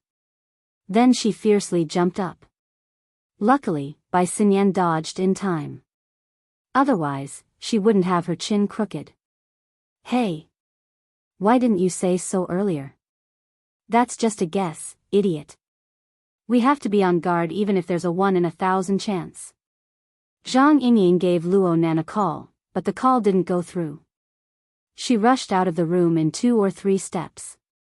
Perhaps she went to look for someone, or perhaps she went to discuss things with Her Majesty Empress Wu. In the end, Bai Xinyan was the only one left in the room. She sat on the sofa and spread out her arms. She did her best to spread them out and said to herself, "Idiot. This is all metaphysics. If you believe it, it might not happen. If you don't believe it, it might happen." Bai Xinyan suddenly laughed in spite of herself. She gasped for a breath of air, stood up shakily, and walked outside. Right now, the exhibition hall was already in chaos. Something had happened to the truly important figures, and the periphery would inevitably be impacted. Bai Xinyan wasn't interested in these things. She continued to walk forward, slowly walking out of the exhibition hall. She entered the express passageway and left Area C, heading toward the bow of the ship. She didn't feel anything in the sealed exhibition hall, but on her way, her line of sight passed through some open areas. She saw the night sky outside, and she discovered that the jade light had already sunk into a certain foggy area at some unknown time. The originally brilliant lights could only be painted with gorgeous patches of color within the fog. She couldn't see the sky. She couldn't see the sea. Not a single figure could be seen on the deck area. Even if there were people, they would basically be completely submerged within the fog. On the other hand, those who were still lingering on the deck at this time had courage that far exceeded that of ordinary people. Bai Xinyan's feet didn't hesitate at all. She stepped onto the fog-filled open-air area. She arrived at the pool deck. It was the place where Luo Nan and the other extraordinaries chatted and conversed in the afternoon. Luo Nan was still in the middle of the pool, debugging that ox demon. But right now, there wasn't a single person in sight. Was she not here? Zhang Yingying didn't come either. Bai Xinyan shook her head. It didn't matter. It was just a guess. Mistakes were inevitable. She didn't have a clear goal in coming here. It was just that her value on the cruise ship was close to 0 at this stage, so she came here to find a sense of existence. Since there was no one here, then. A phone call suddenly came in. Bai Xinyan raised her eyebrows when she saw the caller ID. She immediately picked up the call. Oh my, it's boyfriend Sang. You actually have the time to make a call. Your time management is top-notch. I'm borrowing your place to hide. I also want to ask you something. How's the progress of your relationship with Boss Luo? Wang Yu's voice was transmitted over along with the sound of the waves of the ocean. Is this something a boyfriend should ask? I'm really ashamed. Honestly speaking, I'm actually a bit bewildered and excited. But even if I don't ask now, someone will ask in a bit. Huh? Didn't you notice that your mentor is also on the one-way trip to the plateau? It looks like he trusts you. He's complaining and angry. His brain is a bit fried. Otherwise, he wouldn't waste so much effort to compete with others in terms of authority and forcefully call me. Of course, he'll be begging you later. I can help you transfer the call. You're welcome. Hey. What a mess. Bai Xinyan stuck her fingers into her phone screen. She stayed in the dense mist for a few minutes, her hair getting wet. She was just about to tidy up her hair when the gaudy and irritating functions of modern communications came into play.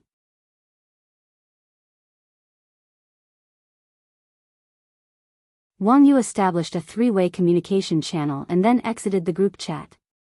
This way, Bai Xinyan didn't even have the chance to refuse. She called her mentor. Blanche, I need your help. The senior expert, Dr. Clay's tone was still relatively calm. He called Bai Xinyan by her nickname, as if it was a daily call. He didn't seem like Wang Yu's brain was fried. But the reception of the communicator was too good. It was to the extent that the weeping and cursing of the surrounding people could be faintly heard. Bai Xinyan also spoke in a normal tone of greeting. Teacher, your luck today isn't good. It's not completely bad. At least there's still signal in the no man's land. But this bit of luck ends here. I feel that Luo Nan just vented his anger. There won't be any more, thank you for your consolation. I also have this kind of hope, but the problem we're facing right now is more direct. Dr. Clay said something to someone. It seemed that he was avoiding the chaotic flow of people.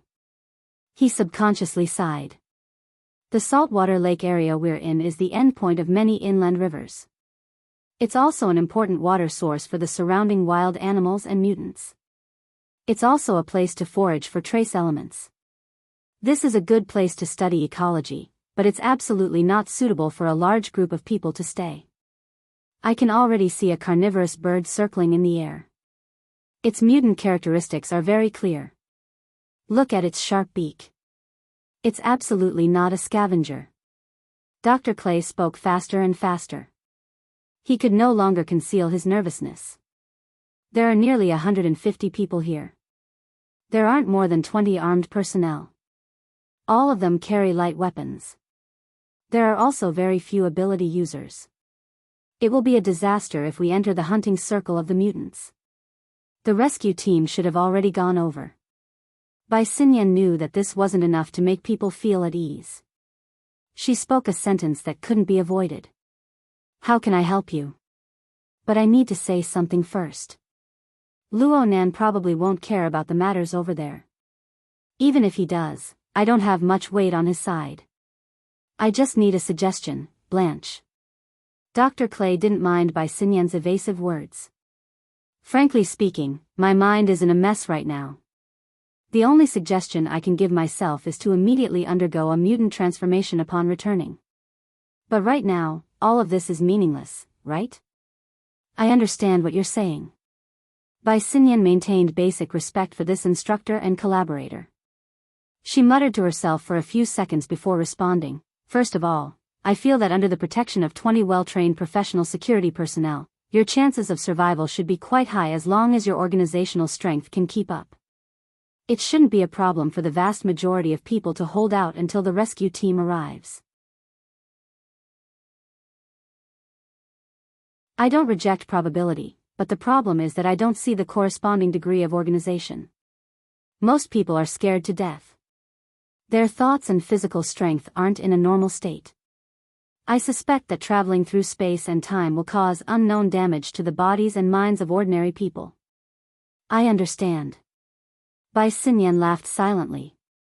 If you're really worried about some accident or uncontrollable situation happening, and you're willing to take a gamble, why not follow someone closely? Is Mrs. Kawahara Machiko of the Toyama auction house there? Kawahara? She's there. She's there. She's actually there. Dr. Clay spent 2 seconds to confirm. The reason why Machiko Kawahara was able to find the target so quickly within the chaotic crowd of over 100 people was because Machiko Kawahara was far too conspicuous. She stood at the outermost edge of the crowd, all alone. It was as if she had been isolated by everyone. It was as if she had cut herself off from the group. The lake water lapped against the shore, already submerging her feet and calves. Her stockings were also splashed with specks of mud. She felt as if she was stuck in the silt of the riverside, unable to extricate herself. Follow her closely? Dr. Clay was a bit hesitant. From a professional perspective, Michiko Kawahara's position was simply the worst and most dangerous area in the surrounding area. She was far away from the crowd, and she was exposed to the shallow regions of the lake. She was exposed to the threat of predators and even mutants that could appear at any time. If something happened, she would be the most likely target to be sacrificed. I don't know what you've seen, teacher. And I'll say this in advance. I'm not basing my judgment on your environment. I'm basing my judgment on Mr. Luo Nan's usual way of doing things. I believe this is the most important reason why you need me to give you a suggestion. Dr. Clay took a deep breath. Yes. That's right. Bai Xinyan continued to speak. My judgment is that although Mr. Luo Nan is a simple-minded person in many matters and doesn't understand human emotions, he is essentially someone who is extremely meticulous in his emotions. He is a person who is very considerate of others. Of course, the vast majority of people don't have this qualification. You guys aren't one of them. But there is a special case. He treats those who work as tools for him with preferential treatment. I feel that Ms. Michiko Kawahara can be classified as such. Of course, this is just my judgment and conjecture. Believing it might not happen. If you don't believe him, it might happen. Dr. Clay took the initiative to complete his sentence. He thought even more. We don't know the range of that person's divine blessing. If it's a single target blessing, then I'll be in great danger. Maybe. Before Bai Xinyan could finish speaking, she heard Dr. Clay yell loudly, Ms. Kawahara, it's very dangerous over there. Retreat. Sure enough, the top researchers were all doers.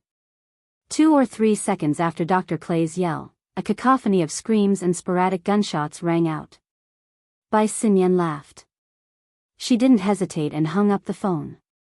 Dr. Clay didn't need any other suggestions at this time. Whether or not he could return to Luoyang City's laboratory alive depended on his luck. Bai Xinyan wanted to leave, but she was startled the moment she turned around. Applause rang out. A fat figure with a bulging belly came out from the exit she had just passed through. The analysis just now was very brilliant. Miss Bai, aren't you interested in verifying it? Mr. Black Lion? Bai Xinyan was a bit surprised to see the newcomer, but she quickly came to her senses. You're also looking for someone? Black Lion grinned, revealing a mouthful of golden teeth. No, I'm here to dispel doubts.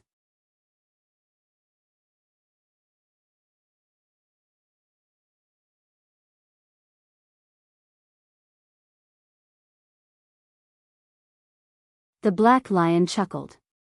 Just as he was laughing, the water arrow dragon in the projection had already assumed an attacking stance.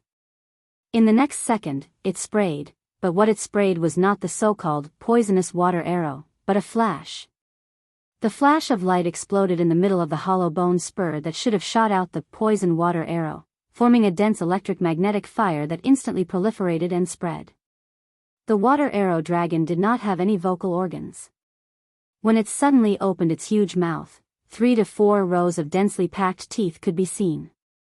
They were also shrouded in electric light and magnetic fire. It made one wonder if the inside of its body was also filled with the same power. This was not what Dr. Clay had warned about, and it would not be the same. Only now did most of the people suddenly realize that this scene, or more accurately, why did the flashing electric flames look so familiar? Only aptitude users like Black Lion and Bai Xinyan could see the sequence of events clearly from the projected image. The flash of light did not come from the water arrow dragon at all. It was a reverse impact. The flash of light passed by Dr. Clay and brushed past the shoulder of Michiko Kawahara, who had already fallen to the shore. It hit the bone spur fin on the forehead of the water arrow dragon. It originated from the wreckage of the magnetic light portal on the shore that no one dared to set foot on. Only God knew what the mechanism was, but it really seemed like there was a magnetic induction that attracted the electric-magnetic fire and accurately hit the target. The water arrow dragon's thick and long tail swung up, exploding water and mud all over the sky. Then, the cycle repeated itself. This was not hunting, but it was struggling. The flashing electric-magnetic fire wrapped around this aberrant species. It was dazzling, almost making people think that another portal had opened. It was not. It was just that in its suppressed and intense struggle, its originally fierce and tyrannical body began to distort and deform. The degree of distortion became greater and greater. In the end, the scales disintegrated and tore apart, exposing the bright red flesh. It also sizzled under the electric fire and magnetic light, twitching and deforming violently. Sometimes, there was even a sudden huge stretch, as if all the flesh and blood under the broken scales were forcibly extracted. Is there something inside? The black lion subconsciously ground his black gold teeth. He was quite engrossed in watching. Sinyan narrowed her eyes slightly, but this was to adjust her eyelids that were twitching due to the fluctuations in her heart. She did not respond, because she did not know how to answer. But she did see that as time passed, the flesh that had been forcibly twitched and twisted did indeed faintly pinch into a vague outline. What does it look like? The black lion asked again. Sinyan still did not speak, but her mind was basically clear. It was somewhat like a fetus in a mother's womb.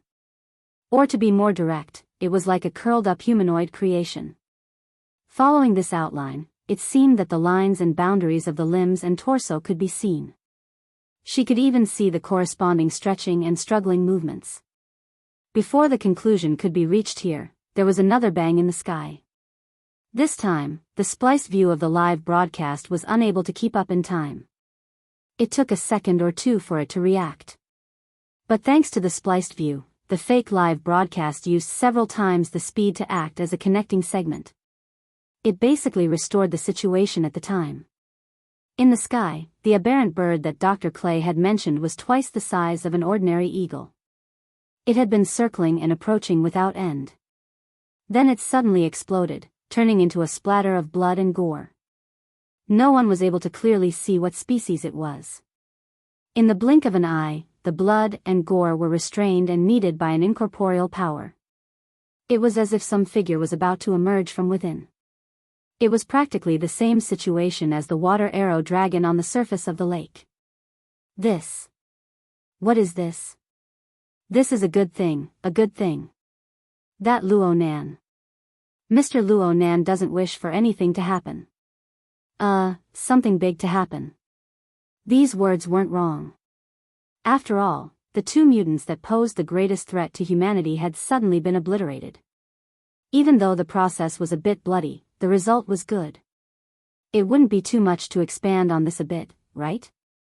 Many people on the one-way group revealed expressions of joy. They communicated with each other in whispers, and they used the satellite signal of the wasteland to call for external help. They were much more confident now. The professional security personnel at the scene finally took advantage of this time to catch their breaths. They began to play their role. They held a meeting and began to discuss how to get the big shots, rich people, and experts to gather and arrange their positions. This was to facilitate the follow-up security work. During this time, Dr. Clay even made a special trip to the lakeside. He helped Kawahara Machiko up and brought her back.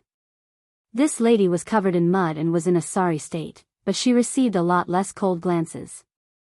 Everything was progressing in a good direction. This sort of mood reached its peak when a high-speed drone appeared in the sky. Very soon, a well-connected big shot announced that this was a mobile troop from Yen's city in the wilderness. They had been ordered to send reinforcements here.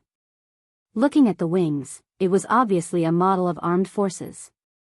This meant that the conventional forces of the civilized world had formed a solid support force.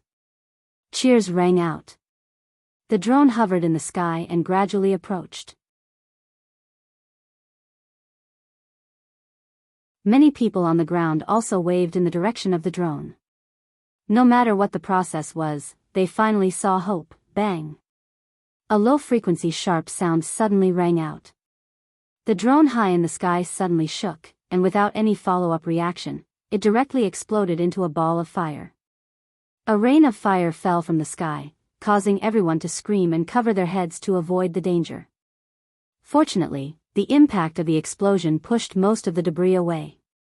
It streaked over people's heads and smashed into the edge of the area. The largest piece happened to hit the lakeside area, causing the surface of the lake to burn.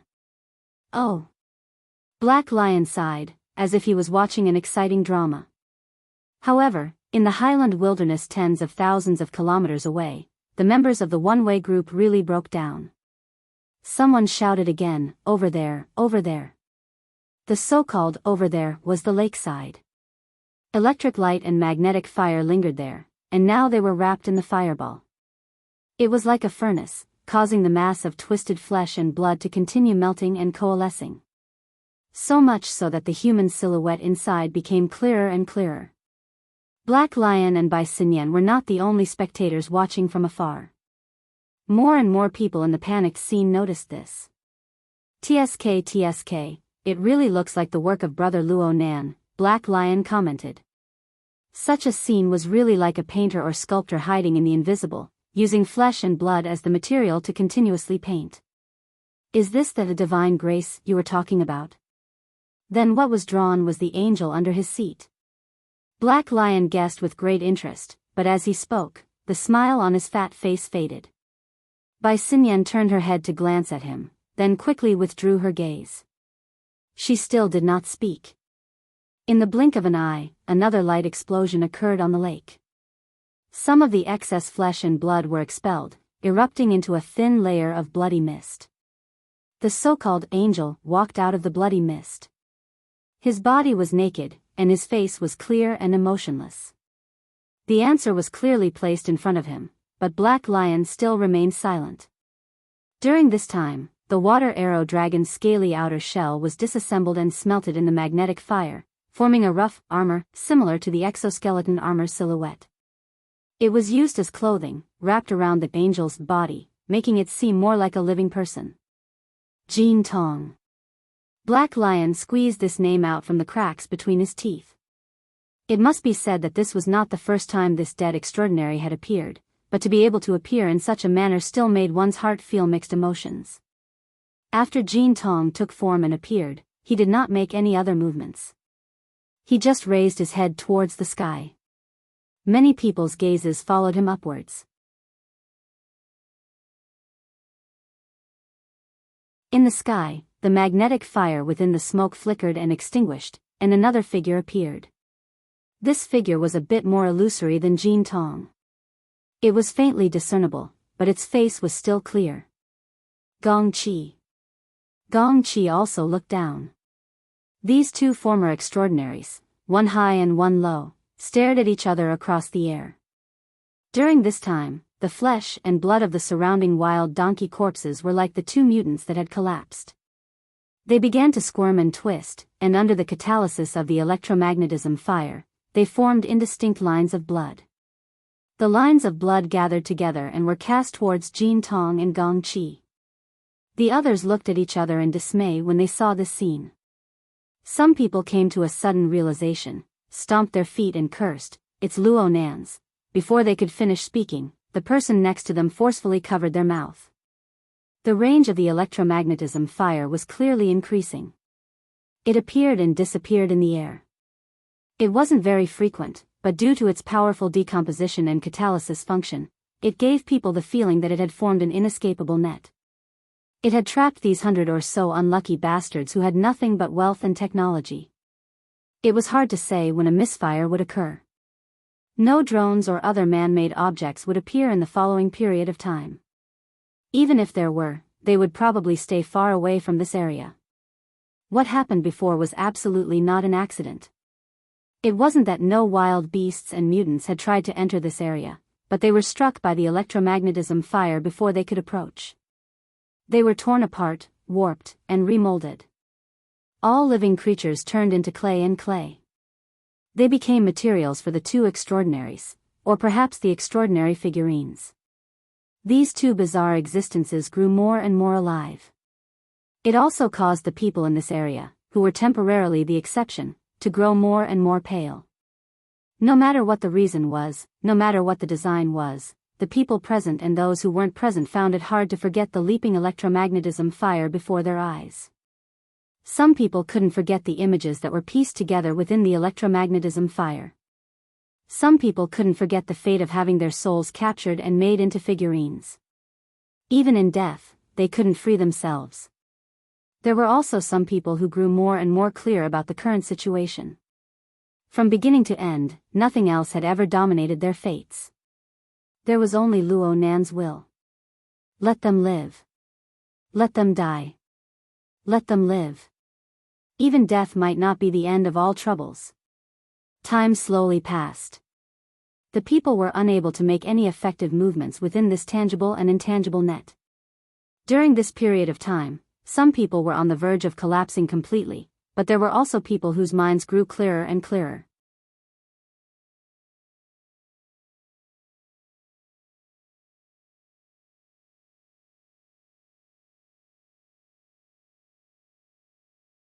Chapter 1091.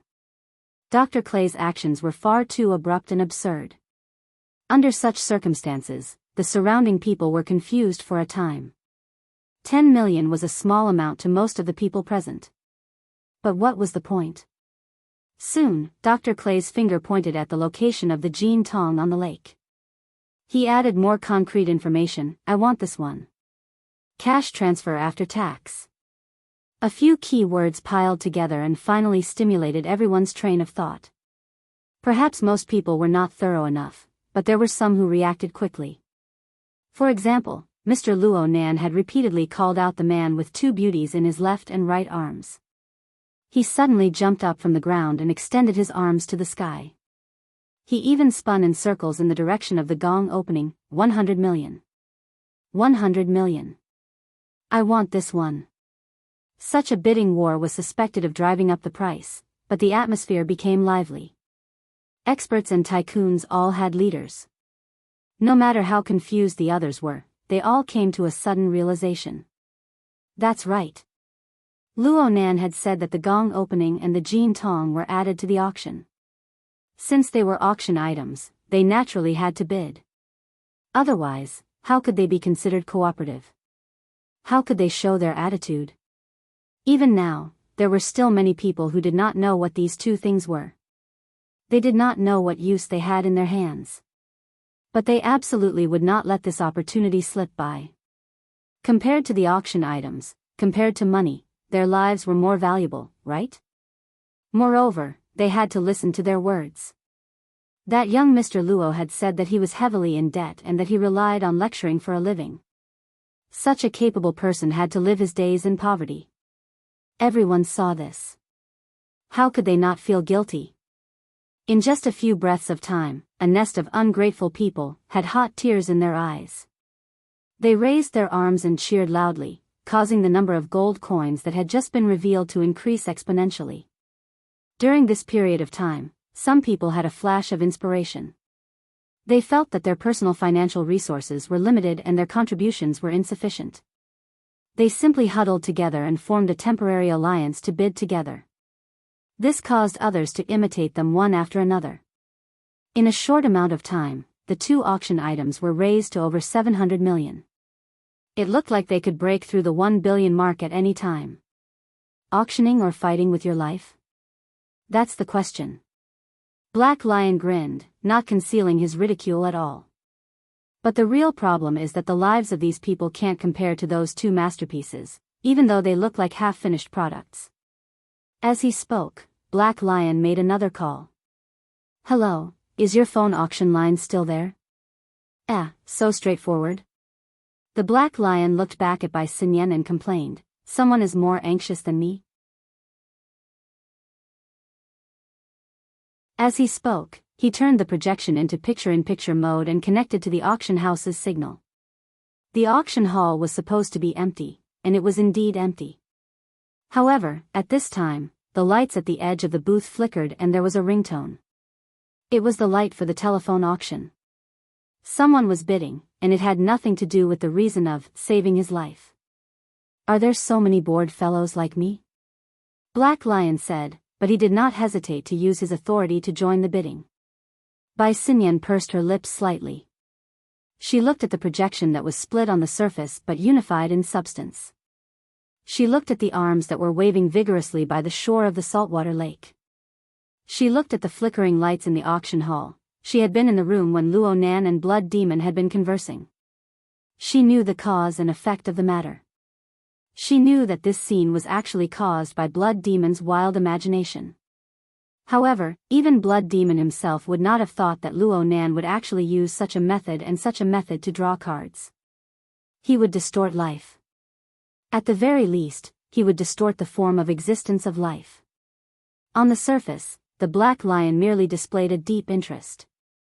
However, beneath this deep interest, what were his deep psychological feelings like? Was it that he grieved for his own kind?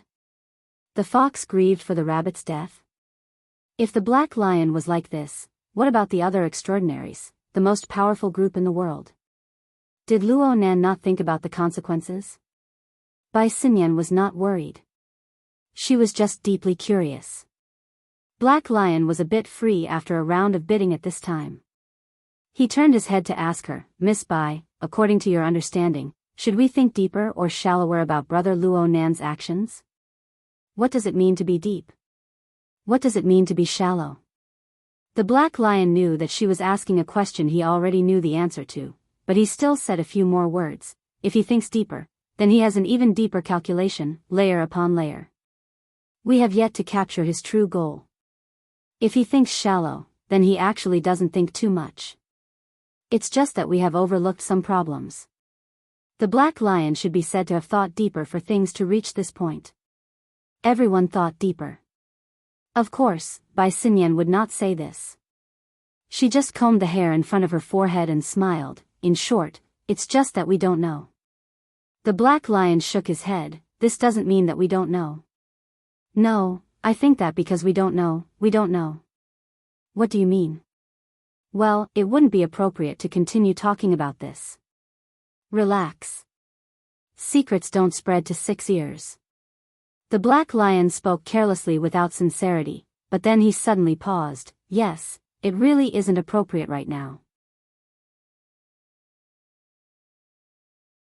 Bai Xinyan subconsciously followed the Black Lion's line of sight and looked back. She saw a figure faintly discernible within the thick fog that pervaded the air. It was floating above the pool. It seemed as if it would become clearer, but it also seemed as if it could melt into the depths of the fog at any time. Luo Nan. When did he come? Bai Xinyan's heart skipped a beat. Luo Nan did not pay attention to this side. He just quietly and attentively looked at the clouds in the sky. He was alienated from his surroundings. It was like the colorful scenes around the Black Lion and Bai Xinyan. They were just projections of transcoded information streams. However, lightning could be seen flowing around his body and within the clouds and mist. There were crackling sounds. Although Bai Xinyan was 20 to 30 meters away, she still felt her face go slightly numb. It was as if an electric current had passed through her. I suddenly understand a bit. The Black Lion subconsciously took 2 steps forward and muttered, I can't figure out this little brother's foundation, so I can't figure out his pursuits. I don't know his pursuits. I can't figure out his goals and thoughts. This is the extraordinary power that reconstructed Gong Qi and Jin Tong. At this moment, it was hard to tell if lightning was flickering in the depths of the Black Lion's eyes or if fire was bursting out of the Black Lion's eyes. He did not conceal the desire and greed in his heart at all. Finally, Luo Nan seemed to have sensed this. He turned his face. The Black Lion grinned and waved at Luo Nan. Luo Nan just looked at him quietly. His thoughts naturally fluctuated and his will flowed through the air. The Black Lion was an example. A good example. He was one of the hundreds and thousands of people who revolved their thoughts and wills around the electro-optic magnetifier. Luo Nan did not necessarily need to see them. He just needed to sense them. Naturally, he could use this to turn their wills into magnetized iron powder. The magnetic field of Luo Nan's existence caused them to rustle and tremble. This situation was similar to what Mr. Bai had said. The psychic technique needed to capture the magnetization effect and the Heavenly Yuan Empire's psychic core interference. However, it seemed to be quite appropriate to match the soul magnetization of the magnetized mica jellyfish. Upon closer inspection, it was nothing more than the difference in degree and level. the result of initiative and passiveness. Although the saying, of the same origin, but different origins, all streams return to the origin, was merely an approximate solution obtained from the laziness of human thought and infinite simplification, there was indeed a reason behind it. At the very least, it could break through the barriers of knowledge in a certain domain and level, achieving the effect of connecting in one breath. At the very least, at this moment, this penetrative sense swept away a considerable portion of the superfluous information flow that Luo Nan mobilized. This caused his state of mind to become all the more pure and clear. And the more it was like this, whether it was on the level of worldly wisdom or in the domain of extraordinary strength, Luo Nan's magnetization power became purer and more powerful. The effects it formed became more and more direct. Luo Nan felt that the conditions were sufficient. The most powerful, wealthy, and relevant professionals in the world. These people, who were possibly the most assertive in the world, were bent by tyrannical strength and confused by inconceivable changes. They completely followed Luo Nan's designed train of thought.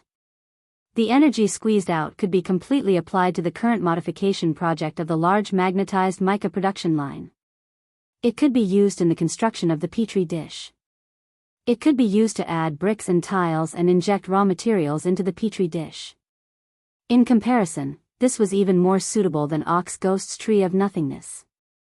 It was even more suitable than the Poseidon version of the belief system that he had yet to borrow. It wasn't strength or thickness. It was a pure and appropriate design of the environment.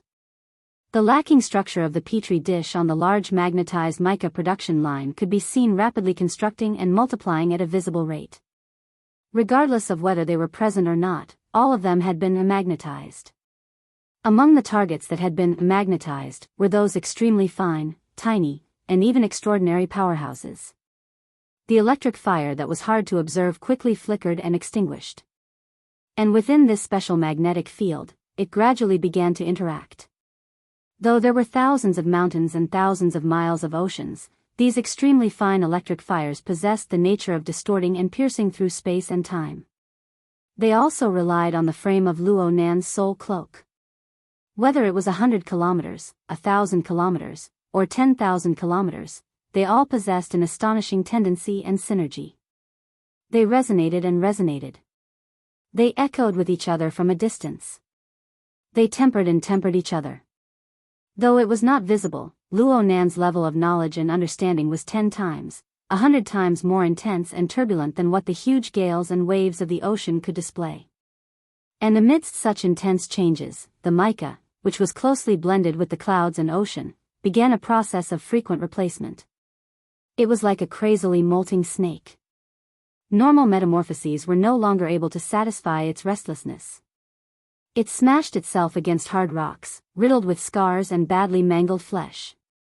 At the same time, it ate in a frenzy to replenish its nutrients. Its belly swelled up and its body deformed. The vast sea surrounding the jadeite light was affected by the mica's feeding. The believers behind the petri dish of Ox Ghost all experienced disturbances. In comparison, the former was a bit more berserk. It was unknown how many marine life forms in the shallow and deep seas inexplicably disintegrated and collapsed. Actually, the situation around the two extraordinary figurines on the plateau was of the same nature. The latter was a bit more gentle in comparison, but it still possessed a deep warping effect. It was unknown how many believers of Band City would have nightmares for some time to come. And it was under this berserk and warping situation that the new structure built upon the old framework of rules gradually transformed into an even clearer outline. It had long since surpassed Luo Nan's earliest designs and entered a completely new domain. And Luo Nan felt very good about it. This was not the first time he had done something like this, whether actively or passively. Alter spiderwebs, Luo Nan Chi, daytime nightmare, and even the perfect mirror image. He repeatedly scattered, permeated, interfered, and warped. At the same time, he received all sorts of feedback, including a cut, replenishment, pollution, and excess. But no matter which one it was never like what he was doing right now. He possessed a complete train of thought while possessing a clear vision. He even had a clear arrangement for the result. He was unprecedentedly clear and clear.